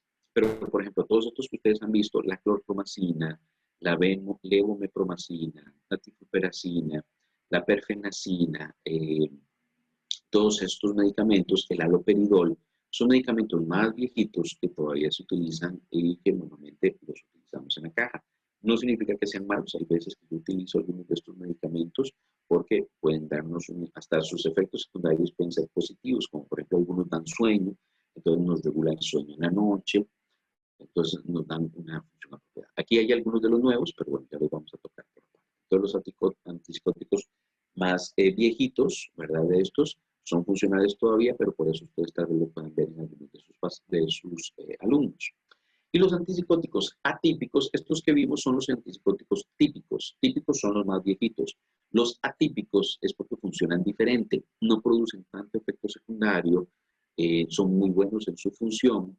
Ahora, son más caros, no todos los tiene la caja, ¿verdad? Pero normalmente los psiquiatras privados los utilizamos, ¿verdad? Porque tienen menos efectos secundarios a futuro. Entonces, uno de los que más utilizamos, y ustedes posiblemente han tenido contacto con él, es la risperidona, la risperdal o la rispolux, la olanzapina, ciprexatelorsan. Este es el nombre original del medicamento y estos que les pongo acá, porque eso no se los había explicado, son los nombres de fantasía o los nombres que le ponen las casas farmacéuticas. ¿Okay? Entonces, por eso ustedes pueden ver varios nombres de medicamentos que es el mismo medicamento original. La olanzapina, ciprexatelorsan, la quetiapina, por ejemplo, ustedes lo han escuchado como Seroquel, Ketiazic, Ketidin. Estos medicamentos también se utilizan en trastorno bipolar, se utilizan en esquizofrenia, lo utilizamos algunos de ellos para ayudar a dormir a la persona, a regular el sueño, la ciprasidona, el gedón, y ahora uno muy nuevo, bastante bueno, estamos utilizándolo mucho, es el Tripax o Ariprazol, porque tiene menos efectos secundarios a veces que los demás, porque a veces pueden tender a aumentar de peso, a producir excesivo sueño, y la aripiprazol tiene poco efecto secundario, nos regula la conducta agresiva, la parte de algunos rasgos obsesivos, y está funcionando mucho como ayudante de los antidepresivos. Entonces, posiblemente lo van a ir viendo ustedes cada vez más. Y un medicamento que me pusieron acá en la lista, que querían saber para qué sirve, el biperideno, se utiliza mucho también en la caja, ¿verdad? Porque estos medicamentos a veces producen algunos efectos secundarios, como lo que llamamos algunas ondas musculares o lentificación o robotización. A veces decimos que, claro, esta persona parece que tiene Parkinson y no tiene Parkinson, lo que tiene son movimientos de este tipo y robotización que son secundarios a algunos de estos medicamentos antipsicóticos. Y la viperideno se utiliza como un medicamento que regula estos efectos secundarios para que no se produzcan este efecto a nivel de algunos antipsicóticos. ¿Okay? Pues a veces lo utilizamos como complemento al antipsicótico para evitar esos efectos secundarios. ¿Okay? ¿Por cuánto tiempo se utilizan los antipsicóticos? Esto es variable, pues por muchos años, especialmente cuando hay esquizofrenia, trastorno bipolar, son pacientes que uno espera que el medicamento haga bien y normalmente lo mantenemos a veces indefinidamente. Y hay otras veces que cuando en rasgos Asperger o una depresión se utilizan entre las personas con depresión y después se suspende. ¿Está bien? Y por último, nada más quiero hacer mención, posiblemente varios de sus chicos tengan déficit atencional e hiperactividad. Recordemos también que este tiene que ver con un trastorno a nivel biológico, a veces se ha asociado a trastornos en el nacimiento, a afectación, digamos, en el momento del nacimiento, afectación, por ejemplo, cuando el bebé nace, si hay una hipoxia cerebral, o sea, si no tuvo suficiente oxígeno, algunas alteraciones a nivel genéticas también, porque papá o mamá pudieron también tener déficit atencional. Y los medicamentos que utilizamos más frecuentemente son los que llamamos estimulantes. Ahora, fíjense que yo les digo a los papás, vamos a utilizar nuestros medicamentos. Normalmente cuando vamos a utilizar un medicamento para déficit atencional, yo les mando un documento que los papás lean, ¿verdad? De la Asociación Americana de Psiquiatría en Niños, que es un documento fidedigno, pero porque ustedes se meten en internet y van a encontrar un montón de cosas de desinformación acerca de estos medicamentos y un gran temor hacia este tipo de fármacos. Entonces, los papás ya leen y ven también si su hijo tiene un déficit atencional y hablamos sobre la posibilidad de que se vea beneficiado por un medicamento como la Ritalina o la Concerta. Entonces, ahora, cuando yo les explico a los papás, imagínense que el papá me dice, doctor, ¿y cómo le daba estimulante a mi hijo que es súper hiperactivo? Bueno, lo vamos a ver, ¿verdad? Guindado de todos lados, ¿verdad? O de los árboles, o guindando de los parales o las lámparas, ¿verdad? Entonces, lo que le explicamos a los papás es que esos medicamentos son estimulantes de nuestras áreas de concentración a nivel cerebral. Todos tenemos, normalmente cuando vemos algo que a nosotros nos gusta, nos concentramos fácilmente, pero cuando no nos gusta tanto la temática que estamos viendo, tenemos que hacer un doble, triple, cuádruple esfuerzo, que es lo que les pasa a los chicos con déficit atencional. Entonces, estos medicamentos lo que normalmente es que nos aumentan nuestra despertar, por así decirlo, a estos procesos a través de la regulación de la dopamina. Y cuando regulan esta dopamina, por lo menos por un ratito de tiempo, nuestra capacidad de despertar, nuestra capacidad de concentración aumenta. ¿Sí? Eso es lo que hace la Ritalina. Lo que pasa es que la Ritalina es un medicamento que no es que cura a la persona, le regula esa parte por un ratito, unas 3, 4 horas, y por eso a veces tenemos que utilizarlo varias veces al día. Cuando un chico es funcional la medicación y no le da efectos secundarios, la tomamos en la mañana y un ratito también en la tarde, ¿verdad? Para una en la mañana y digamos otra en la tarde, si es que entra a las 7 de la mañana y sale a las 3 de la tarde, por ejemplo. ¿Ya? Ahora, la Concerta es como un tipo de Ritalina de liberación prolongada. Entonces, en lugar de estarse tomando 3 pastillitas, piensen aquí, ven que tiene 3 componentes, ¿verdad? Y una salidita aquí. Piénsenlo, tal vez someramente, para entenderlo, de que esto es como decir la primera pastillita que se libera en la mañana, esta otra pastillita se libera en la tarde y esta otra ya en la tarde más, un poquito más tarde. Entonces es como tomarse 3 pastillas, una y una. ¿Okay? Entonces, pero en una sola cápsula. Y esto para algunos chicos es funcional porque no se van a acordar ni siquiera de tomarse la pastilla. Entonces la Concerta en los chicos que nos funciona nos ayuda a que se mantengan concentrados todo el día. Ahora, la Concerta es un medicamento muy bueno y muy caro. Está más caro, digamos, obviamente mucho más caro que la Ritalina. Entonces, no todas las familias pues, tienen acceso a él, pero las familias que lo pueden hacer, pues verdaderamente, pues, y ese chico se regula mucho con la Concerta, con el metilfenidato, que es Ritalina y Concerta, les ayuda bastante este proceso de liberación prolongada. ¿Okay? Entonces, para algunos pacientes es sumamente funcional. Efectos secundarios, sí puede dar taquicardia, en algunos pacientes dolor de cabeza, cuando esto pasa normalmente no lo utilizamos, y es un medicamento que se utiliza en algunos momentos estratégicamente. Pues digo a los chicos, si no necesitas en ciertas clases, no lo utilices, o ya cuando son universitarios lo pueden utilizar para momentos donde necesitan hacer un examen o concentrarse definitivamente, y en vacaciones o en momentos donde no requieran estudiar, pues no la utilizan. Ahora, los chicos que son muy hiperactivos, muy inquietos, que se meten en problemas constantes por su inquietud, no los invitan a fiestas porque se portan muy mal, ya van de últimos, ¿verdad? En las notas porque los tienen entre ojos, o un específico que se portan muy mal. Entonces son chicos que sí pueden verse beneficiados de tomar todos los días la Ritalina. ¿Okay? En general no deben tener un componente adictivo, no tienen un componente adictivo, los chicos no lo quieren tomar, la verdad, entre menos lo tomen, ellos dicen mejor, ¿verdad? Pero siempre también hay muchos mitos con respecto a estos medicamentos, ¿verdad? Ya no nos da como muchísimo tiempo como de hablar de estos hoy, pero es como lo que superficialmente podemos hablar de estos medicamentos, desde que podamos tener un ratito de discusión. Quisiera terminar, ustedes han visto, hemos hecho un recorrido muy rápido por las principales familias de medicamentos, nada más para recordar un momentito y para entrar en la discusión, ¿verdad? Que eran todos estos que vimos acá. Las familias de los antidepresivos, familias de los ansiolíticos que pueden a cierta dosis ser hipnóticos para ayudar a dormir, familia de los eutimizantes o los estabilizadores de ánimo que se utilizan para trastorno bipolar, y los antipsicóticos que ya sabemos que no solo se utilizan para esquizofrenia y psicosis, sino para otros tipos de trastornos. Y los estimulantes, que es lo que acabamos de tocar, como la Ritalina y la Concerta. Y ya para terminar esta última imagen que quiero compartirles, es acerca de los retos de la psicofarmacología en el siglo XXI. Precisamente la electrificación del fármaco ideal, quitar los efectos secundarios, utilización ojalá de dosis únicas o de depósitos, o sea que se puede inyectar, que el medicamento quede ahí haciendo su función, la selectividad de los psicofármacos según el diagnóstico de la persona y que estos medicamentos tengan mayor acceso a la comunidad mundial porque sean cada vez más baratos y más accesibles, es la meta de la psicofarmacología a nivel de este siglo XXI. Todo va a verse influenciado también por lo que la ingeniería genética, molecular, las nuevas formas de productos farmacéuticos y tratamientos genéticos. En este sentido, estamos en un momento muy interesante. Les digo yo siempre a mis estudiantes, ¿verdad? Tanto de psicología como a los médicos, Estamos en una época muy interesante a nivel de la psicofarmacología porque estamos aprendiendo cada vez más y teniendo cada vez más oportunidades de tratar trastornos que a nivel de todos estos últimos siglos tenemos una gran deuda con los pacientes con trastornos mentales, porque ha hecho mucha falta estudio, ha hecho mucha falta que los incorporemos a la vida y que verdaderamente tengamos formas adecuadas de manejo de estos pacientes.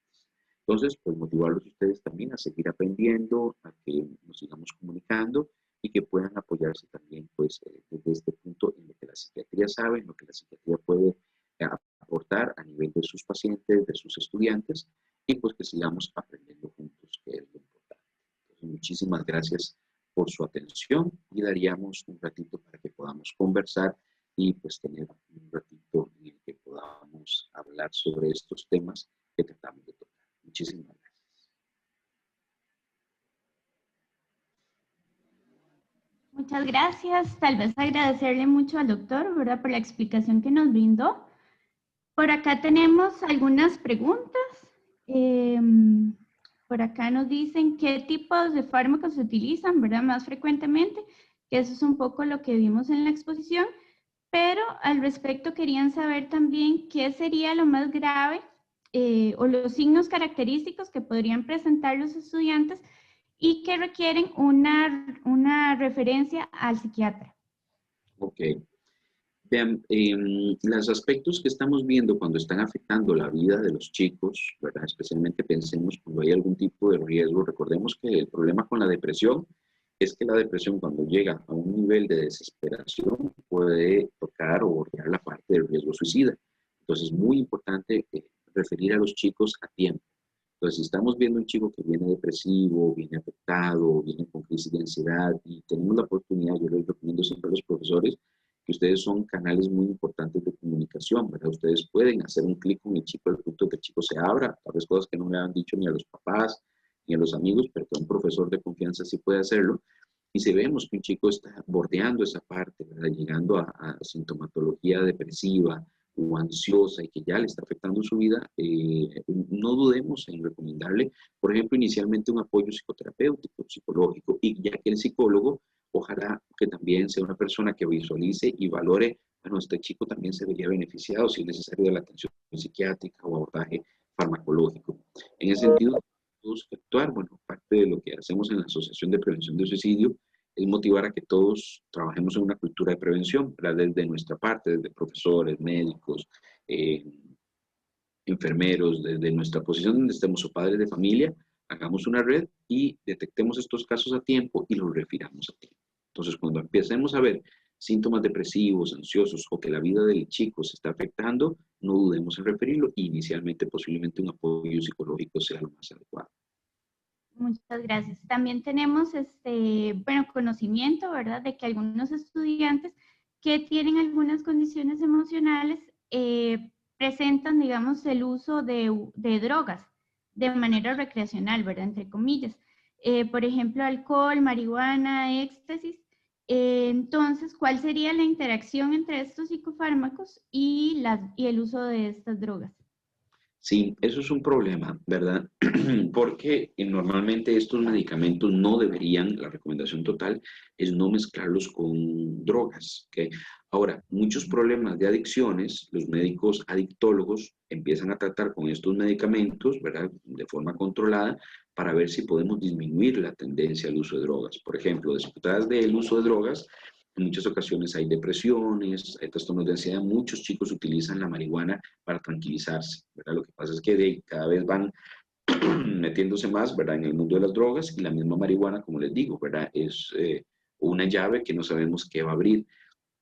Entonces, un médico especializado puede, a pesar de que el chico siga utilizando drogas, iniciar estos medicamentos para regular la ansiedad, regular la depresión y poder ir disminuyendo. Hay chicos que empiezan a psicotizarse, a tener problemas de psicosis, de pensar de forma inadecuada, ¿verdad? Y que necesitamos iniciar tratamiento antipsicótico.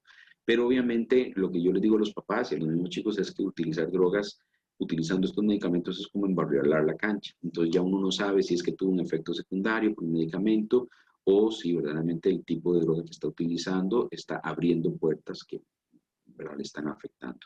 Entonces, en general es un problema grave. ¿Okay? Las drogas cada vez se están utilizando más frecuentemente y de una forma cada vez más irresponsable, o sea, en el sentido de decir que no me van a afectar en nada, pero vean, si hasta un café, digamos, uno se toma un café y uno sabe que algo hace a nivel cerebral, me despierta, me anima, me activa, bueno, eso estamos jugando ahí con el cerebro, sabemos que es una sustancia controlada y regulada, pero cualquier sistema, tratamos de siempre dárselo a los chicos, ¿verdad? Como evidencia, cualquier cosa que metamos a nuestro cerebro, tenemos que saber cómo funciona y tener la asesoría de un médico. Si estamos metiendo algo a nuestro cerebro que no sabemos cómo funciona y no sabemos qué va a abrir, pues estamos siendo sumamente irresponsables, ¿no? Y lastimosamente tenemos chicos con grandes consecuencias al respecto. Claro, muchas gracias. Otra pregunta, en comparación con los medicamentos tricíclicos, ¿los efectos de los medicamentos duales son menos marcados? Sí, en efecto, eso es una muy buena aseveración.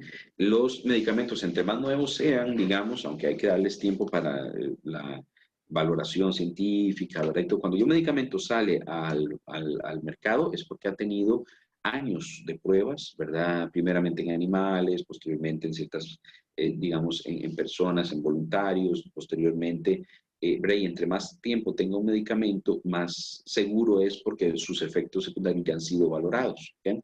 Entonces, estos medicamentos duales o de nueva generación, en general tienen menos efectos secundarios y las casas farmacéuticas hacen un esfuerzo grande en venderlos, por así decirlo, ¿verdad? En invertir en ellos porque los estudios los avalan como menos efectos secundarios. Igual, cada medicamento hay que darle tiempo y hay que ver en cada paciente cómo reacciona. Por eso siempre es importante tener a mano, ¿verdad? El apoyo del psiquiatra.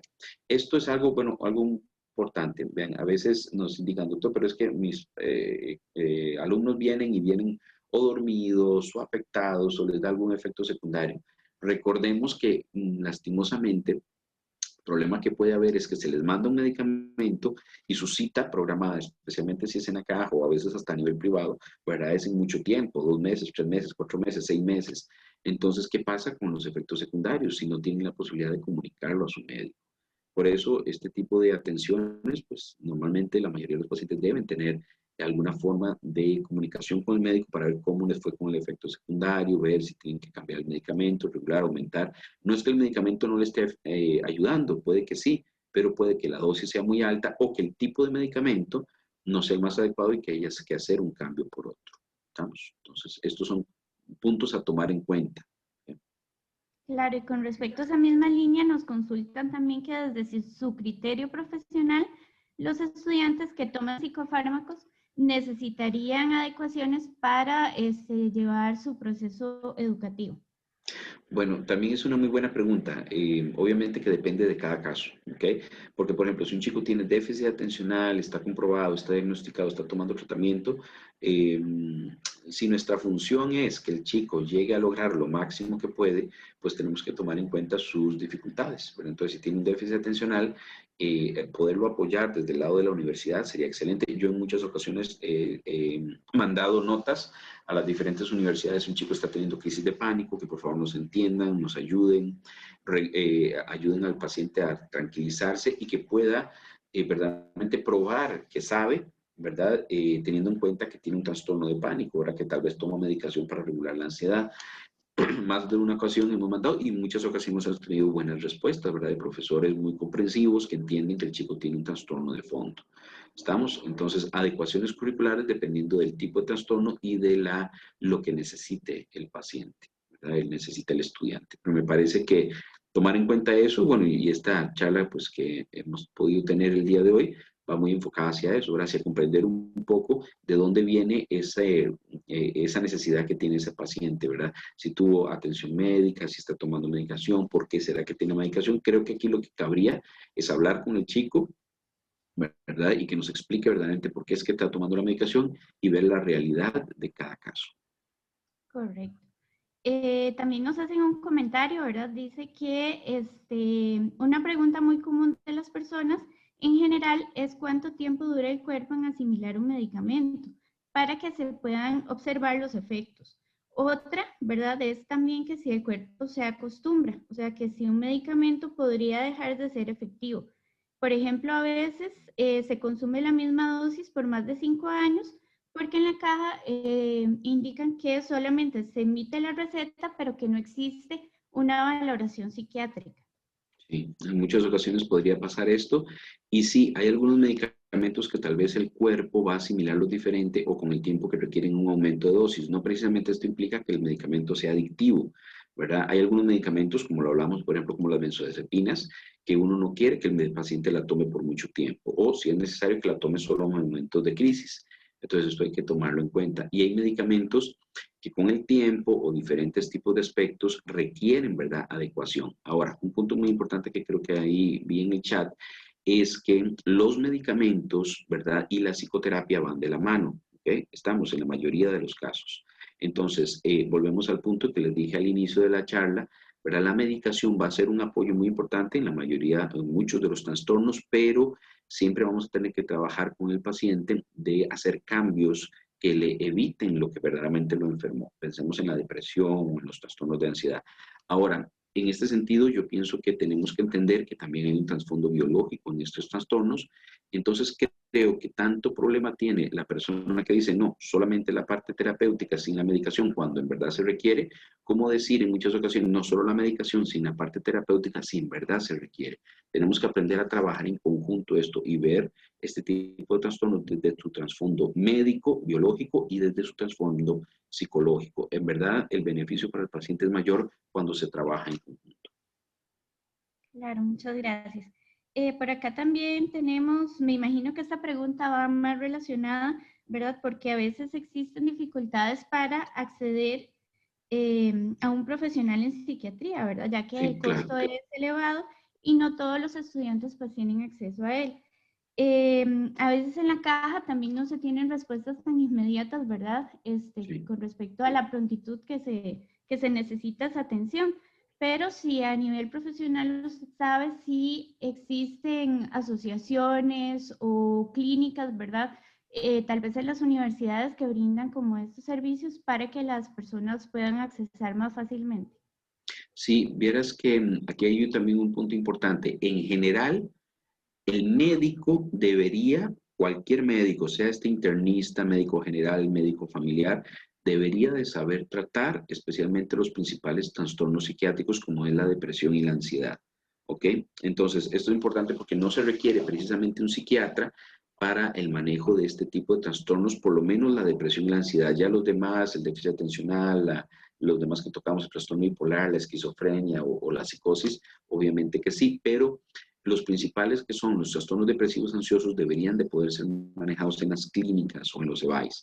Ahora, lo que pasa es lastimosamente, ¿verdad? Y si hay que aceptarlo, hay mucha desinformación y hay muchas veces que el paciente con trastornos psiquiátricos, desde el punto de vista médico, no se considera que tenga un problema, ¿verdad? En muchas ocasiones salen de ahí con una respuesta como de que usted no tiene nada, ¿verdad? Y eso habla bueno, de la necesidad que hay seguida informando a los médicos y que entiendan los trastornos de este tipo a nivel psiquiátrico.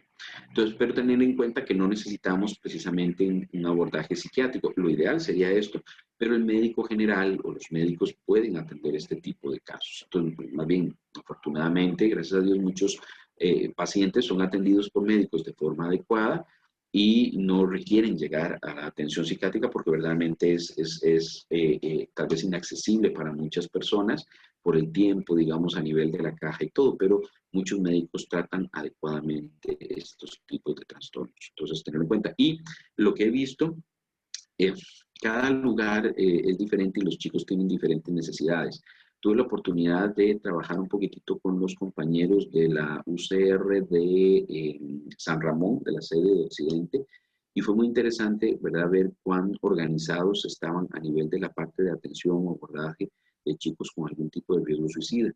Entonces, una recomendación que siempre doy en base pues, a la experiencia que yo tuve con ellos, ¿verdad?, es que se pueden hacer cosas muy importantes a nivel de las universidades. Pueden ser factores de detección de riesgo a tiempo, de un vínculo con los chicos, que en general lo que necesitan en la mayoría de las ocasiones es ser escuchados, o sea, tener un oído atento y un oído activo, pero una escucha activa que verdaderamente logre detectar el caso y referirlo a tiempo. Sabemos que hay muchas deficiencias a nivel de nuestros sistemas de salud. Hay muchísimo que trabajar todavía, ¿verdad? Se está luchando desde el punto de vista inicialmente de la concientización, ¿verdad? Acerca de estos temas de los profesionales en salud, pero creo que se va a trabajar mucho mejor en red, ¿verdad? Entonces ustedes como universidades son parte de esa red y la idea es pues que nos sigamos comunicando y sigamos desarrollando una red cada vez más fuerte de cultura de prevención de suicidio y de, obviamente de todo el abordaje. Eso implica tratar a tiempo estos trastornos. Claro, eso es muy importante. Con respecto a los antipsicóticos, ¿cuál es el tiempo recomendable de consumo o si se tiene, digamos, algún límite? Sí, vieran, como les decía ahora, con trastornos tipo esquizofrénico o tipo trastorno bipolar, normalmente la persona siempre debe tomar medicación, porque sin la medicación en algún momento de su vida se va a descompensar. Entonces hay dosis que llamamos de mantenimiento, que es medicamentos a cierta dosis que mantienen al paciente sin recaídas. Pero en otros tipos de trastornos, como los depresivos y los ansiosos, que uno utiliza un medicamento antipsicótico como ayudante, eso a veces hasta que la persona ya disminuya su sintomatología, también los va disminuyendo después. Y obviamente cuando se asocia a una buena psicoterapia, esto es mucho más funcional, porque a futuro uno puede ir quitando los medicamentos y esperando que la persona ya tenga las herramientas para poder manejar muchas circunstancias, ya ahora que ya no tiene la medicación, y utilizarla solamente si hay alguna recaída. Claro. También nos consultan que si actualmente se están diagnosticando a más personas como personalidad limítrofe. Vieras que no podría decirles, ¿verdad?, acerca de una estadística de cuántos estamos diagnosticando ahora sí y antes. Lo que pasa tal vez es que con lo del trastorno limítrofe hay que tener mucho cuidado, porque lastimosamente en Costa Rica y posiblemente en otros lugares a veces se utiliza como un sello. Ah, borderline, ¿verdad? Y eso implica que no podemos hacer nada por él, que cuando llegan a emergencias son maltratados, que son pacientes que lo que tratan es de manipular. Hay que tener mucho cuidado con el diagnóstico de borderline, porque a nivel de nuestro contexto, en muchas ocasiones estos pacientes que son diagnosticados con esto, ya sabemos, son pacientes, en muchas ocasiones el diagnóstico implica un difícil manejo, pero igual, ¿verdad? Tienen que ser bien tratados y bien abordados. En muchas ocasiones posiblemente se confunda ciertos tipos de trastornos o alteraciones o depresiones con trastorno borderline, ¿verdad? En muchas ocasiones, por ejemplo, un chico inicia con intentos o autolesiones, llega a emergencias y de una vez es diagnosticado borderline, cuando es la primera vez que llega y con una situación depresiva clara.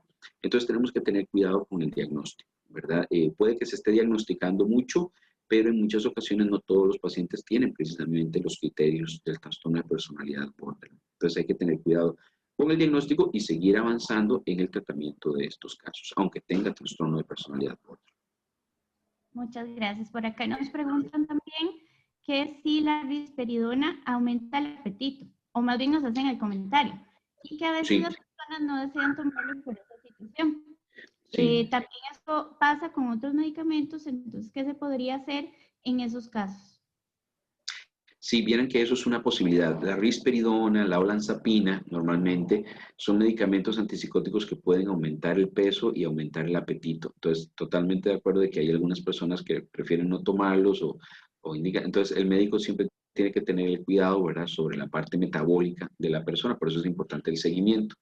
Hay otros medicamentos nuevos que están produciendo buenos efectos en el sentido de que regulan lo mismo que la risperidona o la olanzapina y que producen menos efectos secundarios. Por eso les decía que es muy bueno, pues, que ya estamos teniendo cada vez medicamentos mejores con menos efectos secundarios, pero sí es posible que la risperidona y la olanzapina aumenten de peso en algunos pacientes, no en todos. Es posible que sí.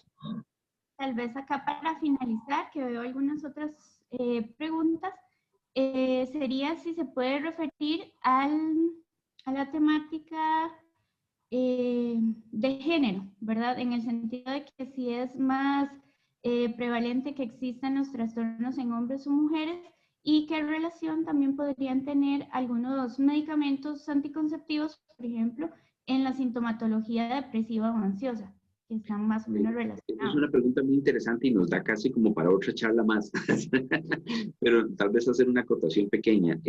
La depresión especialmente se ha visto más frecuentemente en mujeres, ¿verdad? No significa que no se den hombres, y en hombres a veces hay situaciones tan severas que le llegan lastimosamente rápidamente al suicidio, pero en general ¿verdad? En las mujeres se habla de la temática hormonal, ¿verdad? Entonces, en mujeres tenemos más tendencia a la parte depresiva, recordemos por estos cambios hormonales, tenemos algo que no tenemos en los hombres, el síndrome premenstrual, la depresión durante el embarazo, la depresión postparto, la depresión durante el proceso de menopausia, ¿verdad? Alteraciones depresivas o ansiosas cuando damos medicamentos hormonales. Entonces, entendemos que la parte hormonal afecta mucho y verdaderamente, pues entonces en las mujeres tenemos más tendencia a la depresión o por lo menos más frecuentemente se detectan estos síntomas. Y hay que tenerlo en cuenta, ¿verdad? Porque pues, el abordaje de la parte farmacológica y todo en mujeres va mucho hacia la parte preventiva de la depresión y a entender esta parte hormonal. Entonces, sí, podría ser que algunos trastornos, ¿verdad? Especialmente estos depresivos, ansiosos tal vez, ¿verdad? Puedan tener que ver más con la parte hormonal. Entonces sí hay que tenerlo en cuenta. Perfecto, muchas gracias. Tal vez voy a elegir dos consultas más acá para que tengamos un tiempo de hacer un cierre por parte del doctor. Y entonces sería cómo se trata la parálisis del sueño, sobre todo en episodios severos desde la farmacología. Sí, esto sería interesante porque por lo menos yo no tengo eh, una panacea, o sea, algo que verdaderamente nos indique cómo tratar una parálisis del sueño. Se ha hablado y se ha estudiado, ¿verdad?, sobre qué pasa a nivel cerebral con respecto a la parálisis del sueño y habría que evaluar cada caso por aparte. Si de fondo hay trastornos de ansiedad o trastornos depresivos asociados, la historia del paciente, posiblemente la parte psicoterapéutica va a ayudarnos mucho, ¿verdad?, para ver qué tiene que ver con el historial del paciente, si ha habido algunas situaciones traumáticas y todo esto. La parálisis del sueño es esta sensación que la persona tiene como de despertarse y donde se despierta inicialmente más a nivel mental y de percepción, pero la parte física está todavía bloqueada porque nosotros recordemos que tenemos todo un sistema que bloquea nuestros movimientos mientras estamos dormidos, si no actuaríamos nuestros sueños. Imagínense que ustedes están soñando que se están peleando con un ladrón y se terminan golpeando al que está a la par, ¿verdad? Entonces, no es la intención, nuestro organismo lo hace, pero se está viendo por qué razones es que la persona se conecta primero a la parte mental y hasta el tiempo, hasta el rato, verdaderamente se conecta a esa parte física al punto del movimiento. Entonces, es una situación compleja, no conozco que haya un medicamento específico, pero habría que ver si hay trastornos depresivos, ansiosos, traumáticos, etcétera, que estén relacionados y si valdría la pena tratarlos y que esto nos dé un beneficio en estos aspectos. Y como última pregunta, ¿verdad? Creo que un poco relacionada a la situación también que estamos viviendo y que podríamos brindar las recomendaciones finales, sería qué razones se dan para que haya aumentado tanto los trastornos de ansiedad y pánico. Sí. Bueno, hablemos primeramente en el contexto mundial actual, ¿verdad? Eso también nos da para toda una charla. Lo que estamos viviendo, yo lo explico fácilmente así. Lo que estaba mal está peor. Y las personas que estaban a nivel limítrofe entre la alteración en salud mental, pues ya pasaron hacia el otro borde, ¿verdad? ¿En qué sentido? Todos nos hemos visto afectados. Todos, ¿verdad? El no salir, la cuarentena, las malas noticias, toda la parte social, la angustia por el trabajo, todo. Entonces, obviamente que todo esto es una presión que afecta, ¿verdad?, a nosotros mismos, todo nuestro proceso a nivel, nuestra salud mental se ha visto resquebrajada, por así decirlo. Y si era una salud mental que estaba, vamos a ponerlo en estas palabras coloquiales, en alitas de cucaracha, todavía mayor con toda la presión que estamos viviendo. Ahora, los trastornos de ansiedad y los trastornos depresivos los estamos viendo mucho más frecuentes porque ya veníamos mal, ¿verdad? Ya nosotros veíamos constantemente en nuestras consultas la depresión, la ansiedad en los chicos, en los adolescentes. Entonces, todavía más con una situación de presión tan fuerte como la que estamos viviendo durante este último año. Lo que creo que esto nos motiva es a que tenemos que seguir tratando en las terapias, desarrollándonos a nivel terapéutico, entendiendo desde el punto de vista farmacológico qué medicamentos y cómo podemos ayudar a las personas y obviamente a nivel de la parte de psicoterapia fundamental también y que tenemos que seguir trabajando en el cuidado de nuestra salud mental. Creo que la salud mental a nivel mundial, a nivel también de nuestro país, ha quedado relegada desde hace mucho tiempo. Nosotros mismos, pensémoslo así, muchas ocasiones nos ocupamos primero de nuestra salud dental, nuestra salud física, y nuestra salud mental queda relegada. Entonces, lo que estamos viendo es una consecuencia de que la salud mental haya sido relegada por tanto tiempo. Creo que tiene que estar puesta, obviamente, a la par de la salud física para que no tengamos estas situaciones de crisis tan fuertes. Y creo que la población que más nos lo está evidenciando, que más nos lo saca en cara, son los chicos, los adolescentes, ¿verdad? Y la población con la que ustedes trabajan. Entonces, mi motivación total, ¿verdad? Que sigan trabajando por estos chicos, vale la pena verdaderamente. Yo he trabajado muchos años con adolescentes, con jóvenes, me gusta mucho y verdaderamente pues la intención es seguir trabajando en conjunto, desarrollar medidas preventivas a nivel de depresión, de ansiedad y obviamente de la parte de prevención de suicidio y que pues nos vayamos formando cada vez más en estos ámbitos para hacer una cultura de prevención adecuada. Bueno, muchas gracias a todos por participar y sobre todo al doctor, ¿verdad? La participación y tan claro el mensaje que nos ha brindado y la atención de las consultas. Recordarles que en el chat les pasamos un link para que nos colaboren, por favor, con la evaluación. No sé si alguien... Yo quisiera nada más agradecerles muchísimo pues la invitación a el día de hoy pues poder compartir con ustedes. Me encantaría haber estado ahí junto a ustedes, ¿verdad? Creo que no hay nada que quite la maravilla de lo que hemos perdido, ¿verdad? De que era poder vernos a la cara, ¿verdad? Podernos ver unos a otros y estar ahí compartiendo, ¿verdad? Y poder después de una charla pues poder hacer un ratito de coloquio y poder compartir, ¿verdad? Y hablarnos. Pero creo que lo que podemos sacar positivo de todo esto es que podemos llegar cada vez a más gente y que el mensaje pues cale verdaderamente. Entonces, muchísimas gracias por la invitación. Para los que creo que ahí preguntaron, pues pueden, ahí les pasaron creo que mi correo electrónico, el teléfono del consultorio, en el cual trabajamos pues varios colegas psicólogos, mi persona como psiquiatra, tenemos otras especialidades que nos acompañan, el teléfono es 2250-1508. Y pueden acompañarnos también, les agradecería mucho en el Facebook de la Asociación de Prevención de Suicidio, ACEPS Costa Rica. ¿También? Pueden buscarlo en Facebook y pues estamos para servirles y ojalá que haya sido un ratito pues que no solamente sea de beneficio a nivel de su área profesional, sino también de su área personal. Muchísimas gracias por el compartir.